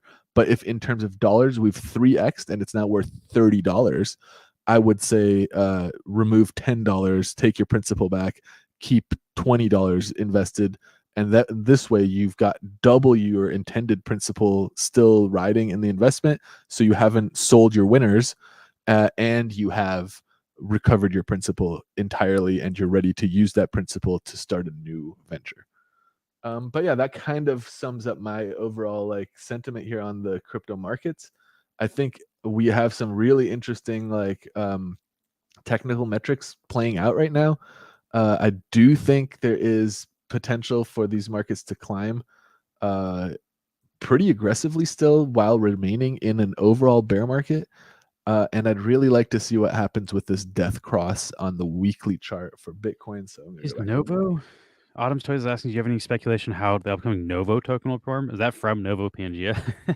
Yes. I've invested in that game, but I don't even know that's happening. So they're starting a token that you'll be able to turn your Obsidian into their token. So you should be able to cash out of playing that game if you're just without selling NFTs, basically. I actually have been talking to the Novo Pangea team, and they were asking to come join us on stream to go over all of their stuff on the 14th, so next Tuesday. Yeah, so good to know. We'll talk about it next Tuesday.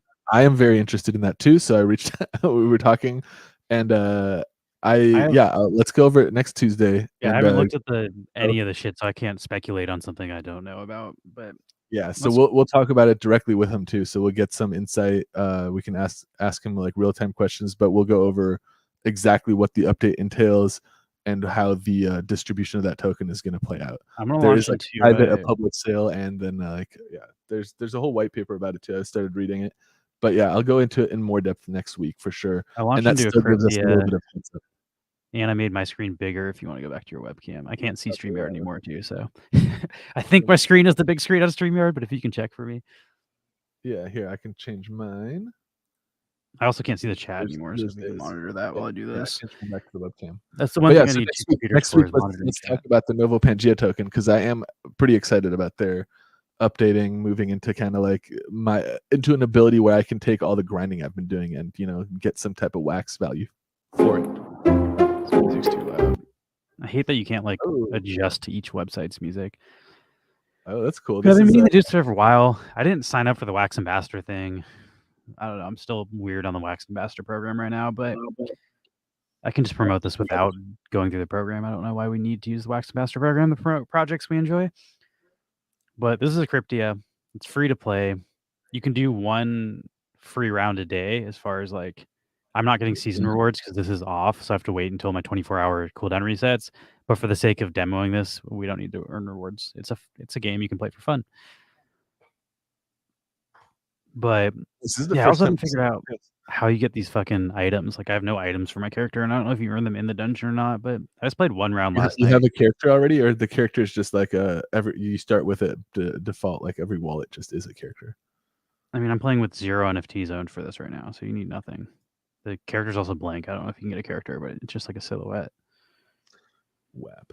The game's pretty simple though. When I was watching somebody else play it, I thought it was confusing. I didn't know what the fuck was going on, but now that I've played it a few times, it's super fucking straightforward. There's basically, I don't know, how can I explain this easily? Your two hands are your actions, and then the backpack is a save. So my first move is going to be save because I don't need to heal. These green things heal you. I have full health, so it's a waste if I use this right now. So I put that in my backpack for when I get hurt.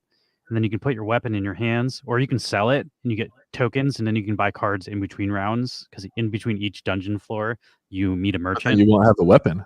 Yeah, then I'll have to take the damage. So I do want this. It actually kind of sucks because this has 3 and this has 2. I'll waste all 3, so I'm wasting 1 attack if I fight one of these guys. But if I don't kill one of these guys, I won't get more cards. And then Yeah. Okay, so the purple guys are like enemies. Yes, and this is their damage, and this is And my so the damage. round So you my get 3 like will a kill their 2, but then I don't have 1 left. I just wasted 3. So ideally, I want to kill a guy with 3 health or 4 health with the 3 things, so I'm not wasting one of those. But Ramses says take damage and heal, is what Ramses yeah, is that's saying. actually a good call.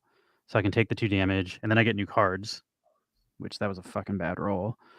Oh, man. Oh, you got Then like I an can AK now. I can heal back that 2, but now I can do where I was saying earlier, where I wanted a 3, now I have a 3, so I don't have to waste 1, and I kill that guy. No, so that was a good move then. And then I can do 1 here, and then I need to kill one of these guys, and I can't with this. So if I'll take the least damage if I do 1 damage to this guy first, and then I let him hit me with 1 damage. Then I only take 1 damage and I get new cards. God, these rolls are fucking not good. Oh, I see. Damn, you're getting kinda shitty rolls, huh? What's that Yeah, gold one? Yeah, what's that? this is a shield. This will take out one of these guys. Oh, you And can then tell him to fucking attack the shield. That's pretty cool, actually. I'm digging this. okay, I can take this guy out with this. This is 2 all counts as one round, right? Yeah. Until my health, you have 13 health. When it goes to 0, then you leave. Like, then you're done for your game for the day. And you're on floors. Each floor, you're going to a harder and harder dungeon floor. You can see there's 19 cards. I have to kill 19 cards, like, to finish the deck, and then I go to the next round. And each deck increases the amount of cards you have to get through. Or each floor. You get more cards in the deck. But let's see. So I'll put this in here, and then I'll draw. I don't like leaving these guys. Like, I'm in a bad loop right now. Eventually, like, you draw 3 cards, and, like, ideally, I want to draw 3 cards and have 1 good card. Like, I don't want a bad card because then if I draw 3 bad cards, then I'm just fucked. So, like, I like to usually Yeah. leave a better card up here, but I'm, like, in the Ramses hole right says now. always move the pocket if the pocket is free. What does that mean? Gives you more flexibility, he says. Like, this just counts as a card if I put this in the pocket because you need to do 3 of these to get rid of it. Oh, I see. So I think I the see. move So now you is just to always take 2 damage here, and then hopefully I can heal. God, again? Are you kidding me? I'm getting nothing but shit. You know what? That's a bad. See, like, math is smart. If I did a 3 here, then I would take 3 damage, but I can do 3 here, and then I get another draw, and I don't have to take any damage. Boom. Be smart. Oh, Ramses says shields or weapons into the pocket. Okay, what's the coin do though? Can you just sell that right away?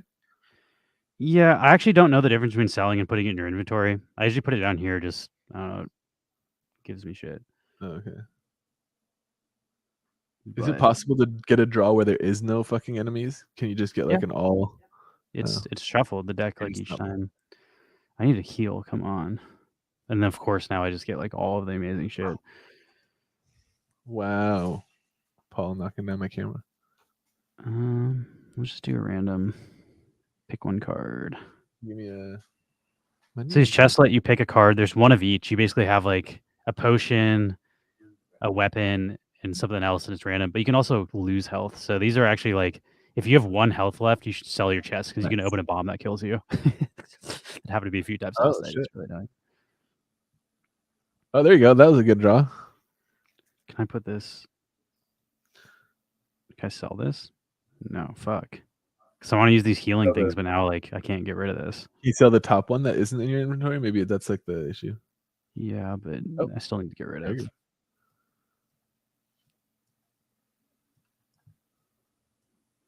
Oh, you can't. Oh, I see what you mean. But now it'll keep those 2, won't it? It won't just redraw those, will it? I think I just have to sell 1 of these. I'll sell the 1. But I wanted to use that. All right, now I can draws every time you've spent 3.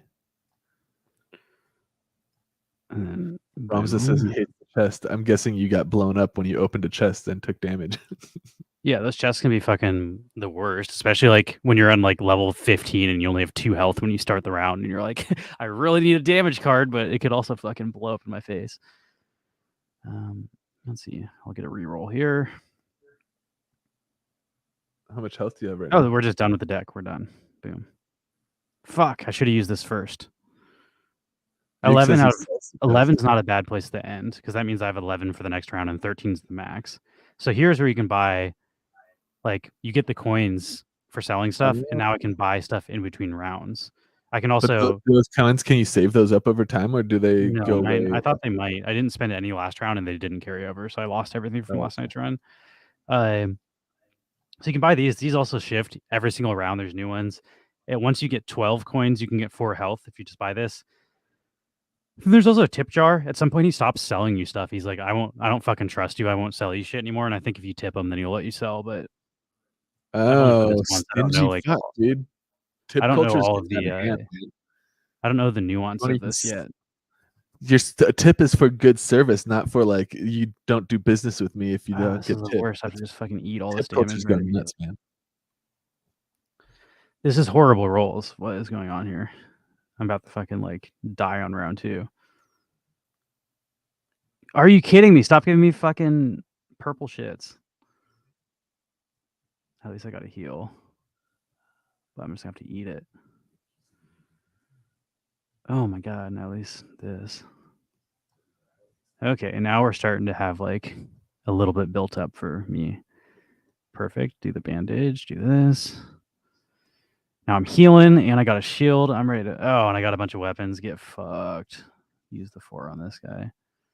Use the 1 on this guy. I like this game, though. It's fun.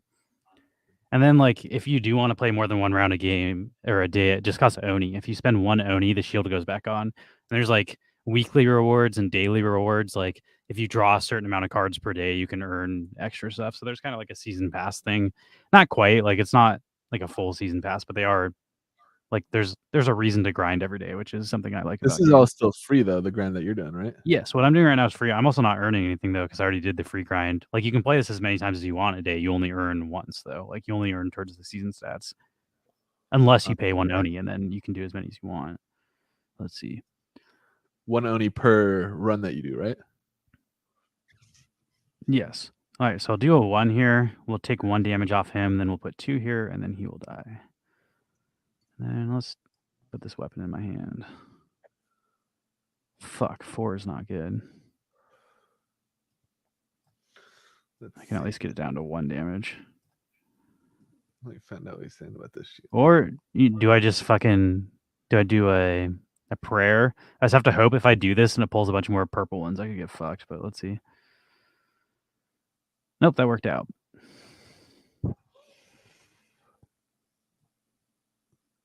I'm just going to eat this 1 You have damage. your shield in the pack. Can you use the shield? Oh, get fucked. I got a 4 bandage. Let's go.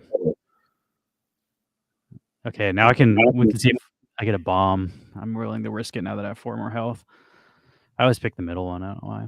Oh, plasma gun. I'll take it. All right.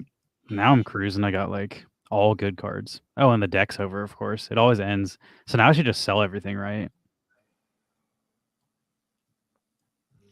I guess so. So I don't think it carries over everything you have at the end. All right. The next round. Just going to power through this. Buick says, yeah, selling everything at the end is the move. Does it always start like shitty like this? Right? You just got fucking rocked. I guess I'll put this in here. I'll just take 2 damage. It's not the end of the world, but not ideal either. That was a shitty roll. Yeah. The top is also the worst, too, because you have like nothing built up. None of your strategy counts. Yeah. All right. Okay. It's coming around now. I'll take this.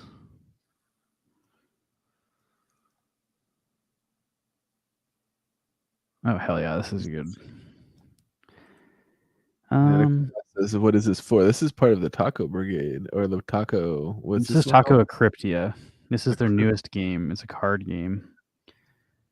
It's also like I've never played a game like this, to be honest. Like, this isn't a game I've played.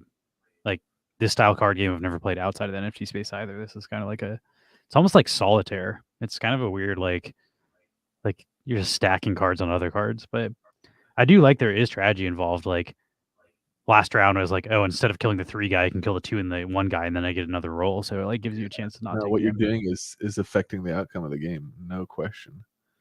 Fuck, I didn't want to do that. I'm gonna switch. It says I should have taken the 3, but now I'm gonna have to take 1 damage. It says the things that you buy from the merchant get added to your deck every round after. Oh, that's huge. So like they're putting in positive. That's why I'm probably getting fucked in the later rounds because I'm not putting in the good cards. That is. All right, huge. let's do it. Let's do it RNG. Let's do a mystery. Let's see if I get a bomb. Center. No bomb. Hell yeah. Ooh, that's a good heal. I'm also That going is to take fun one that you damage can from roll this the guy. dice and maybe get your ass kicked or not. Ooh, Oh, perfect. another That's 3 and a 3. And then I can get 4 health here. Feed me. Pretty well. Oh, look at these weapons. What a fucking roll, dude. This shit's good. Put that in here. We'll sell this coin. And we'll take a 3. Give me a big baddie.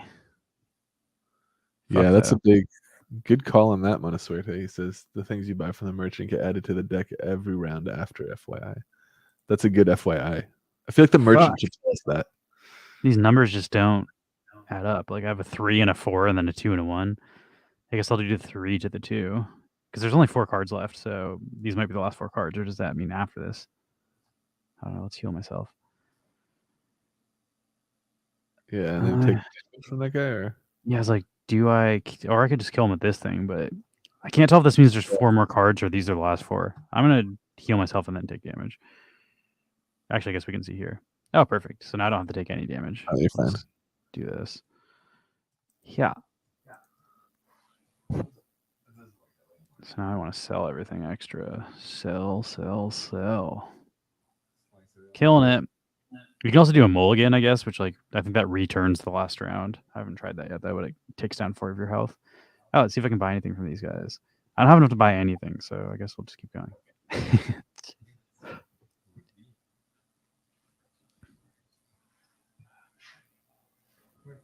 This is the best start I've had by like a wide margin. I didn't just spawn with fucking like 4 enemies immediately. Right when I say that, of course I get enemies, but it ain't bad.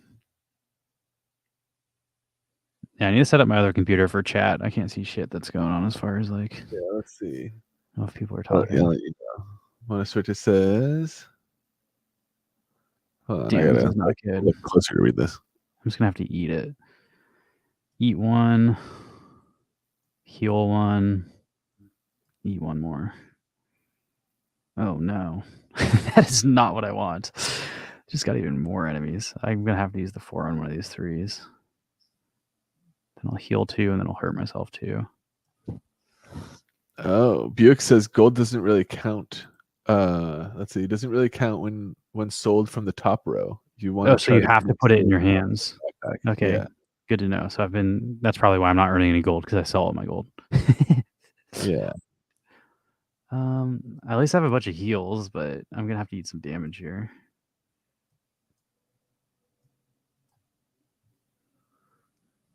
Wait, you can mulligan? Boy. Oh shit, dude. Just 3 1s though. It's not bad. Okay. And I got a 4, so I can heal all that back. I'll take 2 more and then heal 4. And then put my gold where it actually earns me gold now that I know how to play the game. Yeah.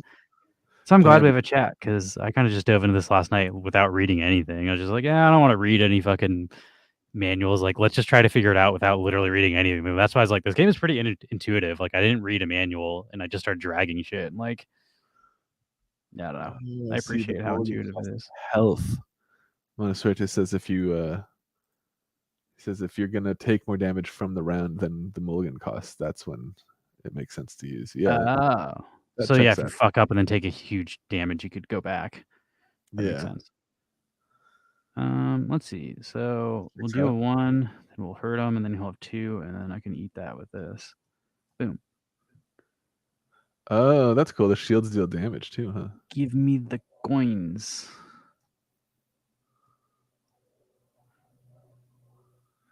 So those cards that you're pulling, are those like NFTs too, or? No, none of this is an NFT. Okay, that's just in-game stuff. As far as I know, I mean, I don't have any NFTs, so. Ooh, a level 2 one of these. I wonder if that means it'll hurt me more if it's bad. Let's find out. Yeah, roll the dice. Fuck, it does. It does 2 damage. He blows me up. I have 6 health. That was not good. Motherfucker. Gift from Ruggo bomb. That's when you can do the mulligan. Actually, if it would have done 4 damage, it would have been worth it, but I'll take the 2 damage. Let's see. Let's do this. Oh, Buick, you're too slow. Buick was gonna warn you not to open the level 2 crate. Well, or Lewis was just too quick. He's like, let me try that. YOLO. Yeah, the crates seem to hurt as much as they help, though, as far as... Let's see, do another 3. I'm getting lucky with health, though. I'm just going to burn this on this guy. You're getting a good amount of health. There you go. Perfect, dude. Let's give him a... Yeah, and then give him a cell and round over. Can you sell the... Nice. Boom. Let's see how I'm doing on money. Oh, Can I do nice. better on money? It keeps going up in price. So it's just like, I'm never going to take it. It's because you're not tipping him. I'm telling you, dude, tipping culture is out of tip him. I haven't tried tipping him. I don't know what happens if you tip him, but... Tipping culture is just out of hand in this game.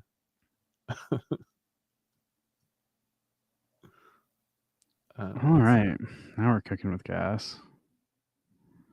I guess I'll just eat it and then heal it. Why not?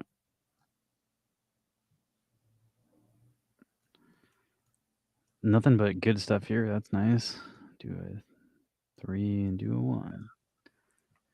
You definitely just get to a point, though, where you get fucked because you just roll, like, super bad. And that's what happened to me last night, where I just, like, got nothing but purple cards for, like, 3 or 4 hands in a row at a later level. So I'm sort of expecting that to happen at some point, but we'll see. Give me... I now have to take damage. What you got? Only 1, though. And I got to heal, so... Fuck, now I got to take 3 damage. Fuck me. Mulligan.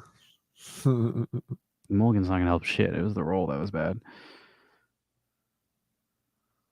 Oh, no. You don't get a re-roll when you mulligan?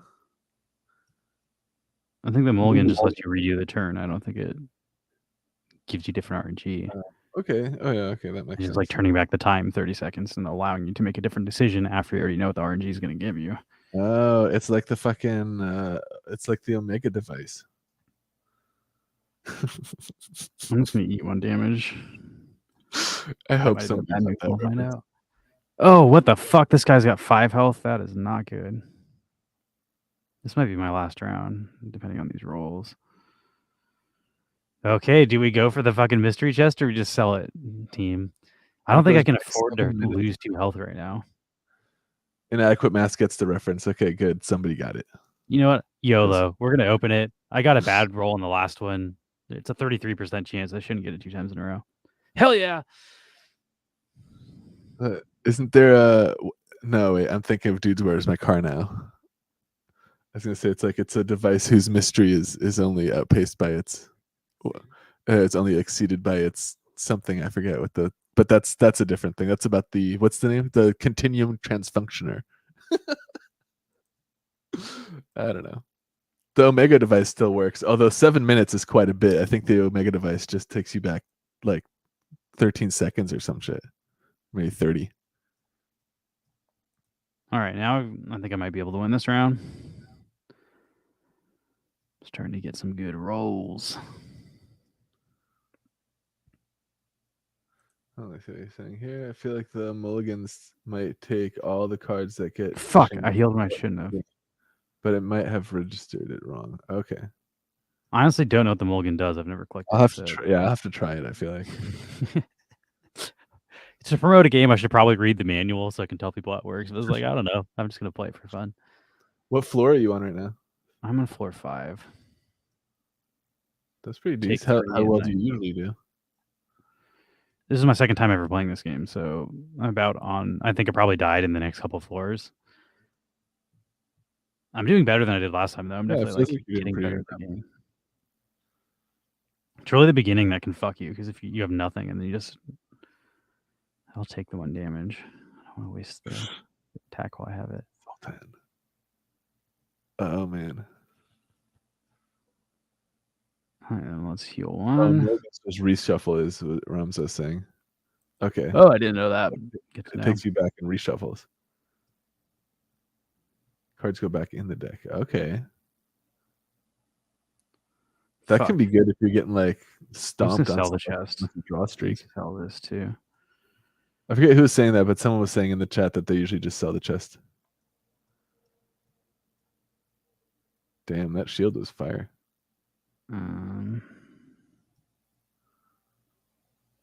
Guess I'll just eat one of these and eat one of these. Damn, you're getting kind of... I have a 4 heal though, so I can take more damage and be fine with this 4 heal. Like it's up to 13 as max health, so I can take 1 more and then heal fully.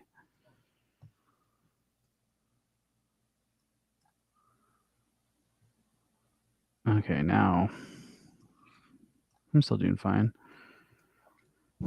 We're doing fine. I like this game though. This is pretty fun.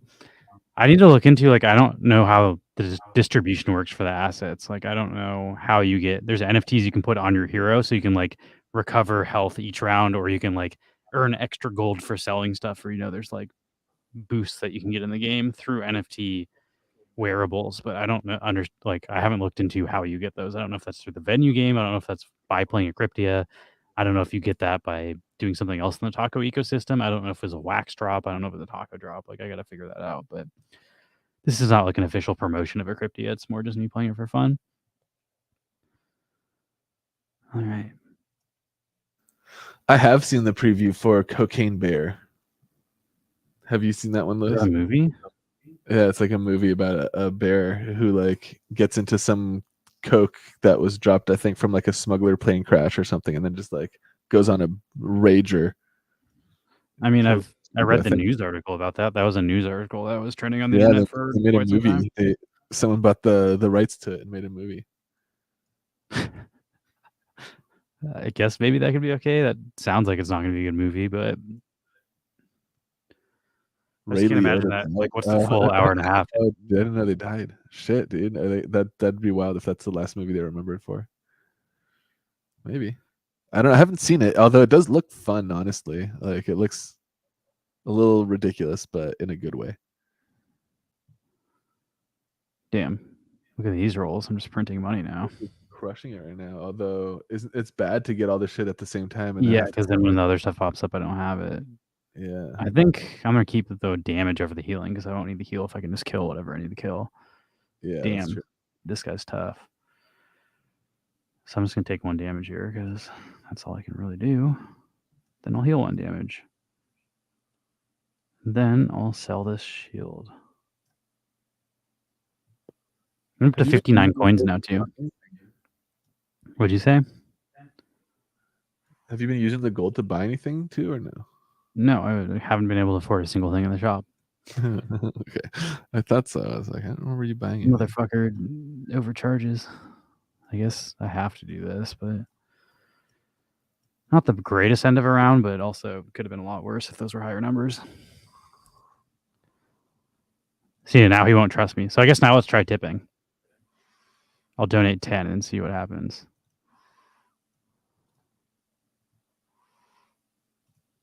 He still doesn't trust me. What a fucker. I paid him 10 for nothing. Little bitch, dude. You should have probably been tipping him the whole time. I'll have to like go read the chat. I'm sure there's strategy involved in. Duke says you could buy health. You can buy health now. Yeah, I saw that. I probably should have done that. Did you? Fuck, this is not good. This is not good. If we get bad rolls here, this might be the end. Oh, nope, we got good rolls. We're fine. We're fine. That was not ideal. Let's do the 2 and the 1. Ew. Ooh. I'm just going to have to eat 3 damage here. Now we're getting real close to like 1 hand could kill me. Oh, the heal might save you here. I don't like having to keep this purple guy, though. It's just like... I guess I'm just going to have to eat 3 damage here. Because merchant. How do you get the merchant to trust you, Ramza? Or Buick? Or Monosuerte? Who knows how to get that fucking... Yeah, I'm interested in that just because... Ooh, this is not great. Playing fast and loose right now. I'm losing like 1 health around. Oh no, that's game over. Yeah, mulligan. I don't even have enough health to do a mulligan. Good game. Then I can show you like the real quick. They have. Oh my gosh, what is it doing? Loading. Change our category to Cryptia too. So when we raid into NFT Gamer TV doing Taco Tuesday, it'll say we're playing their game. Channel producer.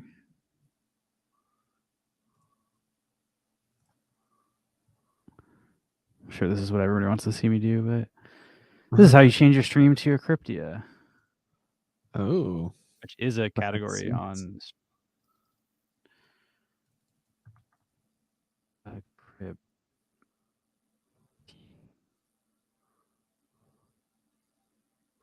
Boom. So now it says we're streaming Cryptia. I pulled this up. This is how I feel when Max is talking about TA stuff. I'm like, who's Pepe Sylvia? There is no Carol in HR. I started smoking cigarettes now that I have healthcare. Yeah, there's like a tasks thing here. This is sort of like your season pass. See, like, look, it has like all these different things. Oh, I see. And then here, like, buy 7 cards from the merchant, buy 3 cards from the merchant in a single run. I'm not even really sure what this token is, but you have to trust you, dude. What? Oh, my Switch says tip him 2 coins per round to get him to trust you. Same with Ramza actually said that too. Okay, well, I'll start doing that in the future. I just didn't know. Dude. I told you, dude. Tipping culture is out of hand. Yeah, so there's tasks, which I like anything with tasks. And this is your inventory. This is why I know there's NFTs and stuff, because like if you pull up the inventory, like if you have NFTs staked here, you can put it on your body. But I don't know how we get those, so I'll figure that out at a later date for our next stream, maybe. And then there's leaderboards, if you're into that sort of thing. It has both the most floors cleared and then also the best floor. Like the top player got to floor 46, which is fucking nuts. You just saw me get to like floor 6, and it took me like 20 minutes to have no idea how long it'd take you to get to floor 46. It also gets exponentially longer because like they add more cards every round. So if you're making it up to super high floors, looks like 20 will get you on the leaderboard, and that'll be my goal. Yeah. Cards bought. I don't know where you buy the cards, but I guess in the game. I was thinking NFT cards. There's a drop, is what I was reading about it too. Okay. Like there's a drop for those, like a pack drop, I think. I'm sure those are all sold out by now, but I assume they will somehow distribute more assets for the game. I don't know. Oh, cool. They have stats. So my best floor is 8. So I must have gotten 8 last night. Okay, that's pretty good. I like all these stats and stuff, though. This isn't like, some groundbreaking, revolutionary AAA, super polished game, but like it's a fun, functional game. And as long as Taco can keep adding stuff like this to their ecosystem, I think they're doing a great job. Like, to me, this is much more fun than the venue game. The venue game is much more of like, like a click farm, closer to one of those Ponzi ROI games. And this is like an actual, like, you can pay nothing. And if you have good strategy, you can make it farther than people that don't have good strategy. So, like, I'm pretty happy with Cryptia. Yeah, that's cool. I haven't seen it played before, but I totally get it watching you play it now. And I might try to do like an official promo of this because we were supposed to, or not supposed to, but like you can sign up and we can get free stuff to give away to the community if we promote this through the Wax ambassador program. So if that's still available, we might do another promo of this just so we have stuff to give away. But I think that's gonna be it for today's stream. Let me see if I can switch my camera back to webcam mode. Webcam mode. There I am. And then we can back to webcam mode. I do like the little like things. The overlay with the chat, I think, is cool too. Yeah, I want to add like not financial advice for like you can have a special one for Tuesday where on that banner it says followers and subscribers. One of those can just say not financial advice. But figure that stuff up. I guess the other thing I totally forgot to talk about on the stream is we're fucking like Nefty hasn't gotten back to me about the blend thing, so I don't know if we can do the blend this Friday. Like realistically speaking, we wanted you to be able to buy stickers with a blend token on Friday. We set up our Shopify, but now like Nefty's just not getting back to us in their private channel. We literally can't do this unless they set up the blend for us. So like, I don't know. It's just cutting it close if we haven't even communicated with them if it's possible and it's Tuesday and we're supposed to be doing this in the next 72 hours. Like, Yeah. I don't know. I would say maybe we will have to delay this a week until next Friday. I would like to do it this Friday, but I don't know. We can't force them to answer our DMs. Like, I can't make them work any faster. I think I might need to Yeah. tag someone else though, because I tagged Ramonster and like he just hasn't posted anything in like days. But there are other people on their team that are. But it's in our like private. We have a private Neon Space channel because we're level 3 staking collection. So you'd think like. I wonder if you just tag it here or something, like at here, so that whoever has access to anybody who's smart though would take the ability away for anybody to tag here. Like you can't tag here in the Neon Space Discord. Like if you're not us, if you're not an admin, like so it'd be pretty crazy if you could just tag random channels in the FD box. That's why I'd tag individuals because it'll give them a ping. So if I can tag like Wandrid, Dronjid, I don't know. It starts with a J, but I'm pretty sure it's a Spanish name. Jandrid. But yeah, I might tag that dude and see if he's around, or just see whoever's like, you can see who's posting in general and just tag that person in our private channel. But I did want to do an update just because I am excited about the stickers and I do want it to happen. But realistically, if we haven't gotten support back to us by now, like the chance of it being done in the next 3 days, I think is slimmer than it was before. I was hoping they just get back to us immediately and be like, yep, we already have this shit set up. We're just going to plug and punch. I also sent them the template of the blend. I was like, this is the blend. We need 2 of these equals 1 code. I can send you the code. Let me know how to follow through. And they just didn't reply. Yeah. Anyway, that was more of an internal note for Max than stuff you guys need to know. But I feel like I got to like focus my camera. I feel a little out of focus. Yeah, the focus is a little different on OBS than it is on. One thing you can do though, Max, is you can go to if you go to your Streamlabs and you go to the webcam as a source, and then you go to where's it, properties, I think, and then you can choose what webcam it is. If you click deactivate, like you'll see my screen turn black here, and then reactivate, it turns the camera on and off and it refocuses. So that's kind of like a hack. If your camera gets out of focus, just turn it on and then back on, and then it'll refocus based on it still looks kind of weird, but yeah, generally that fixes it for my camera. Also though, if you go in the properties, there's focus inside of, like the focus of the camera is an option in the webcam, and generally autofocus is turned on, but you might have something weird happening there. Anyway, let's raid into. Oh, there's Max moving around. I'm testing stuff out with this OBV. Yeah, we're learning. I'm teaching Max OBS, so we're learning a bit of tech stuff. Let's raid into friggin' Taco before we get too off the rails here. Yeah, it was fun. I'm curious to see how this market plays out now, though. It's very interesting times to be trading. I gotta say, some of my DeFi positions have been doing very well over the last few weeks. Our next time we'll be going live is Thursday. I don't really have anything scheduled for this Thursday too. We also need to figure out our ranking lists. Our tier lists have been getting significantly less views than when we do crypto stuff. So I'm starting to think we might not want to do that as much. Like I enjoy the tier lists, but if like our audience isn't into it, then like I'm not trying to just do it for my own. I don't enjoy it enough to do it if our audience doesn't like it. So I guess I don't know. Our numbers are going down, but it seems like the people who do watch the stream enjoy it. So it's hard for me to judge, like, are we just losing Flipper ROI giveaway people?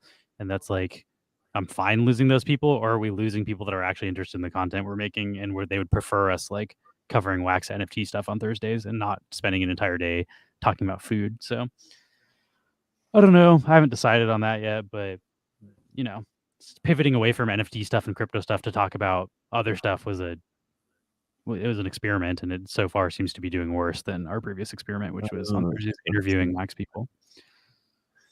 You're right. I think you're right. It is focusing on the mic. I'll figure this out. Mine too. Like this is sharper than my face.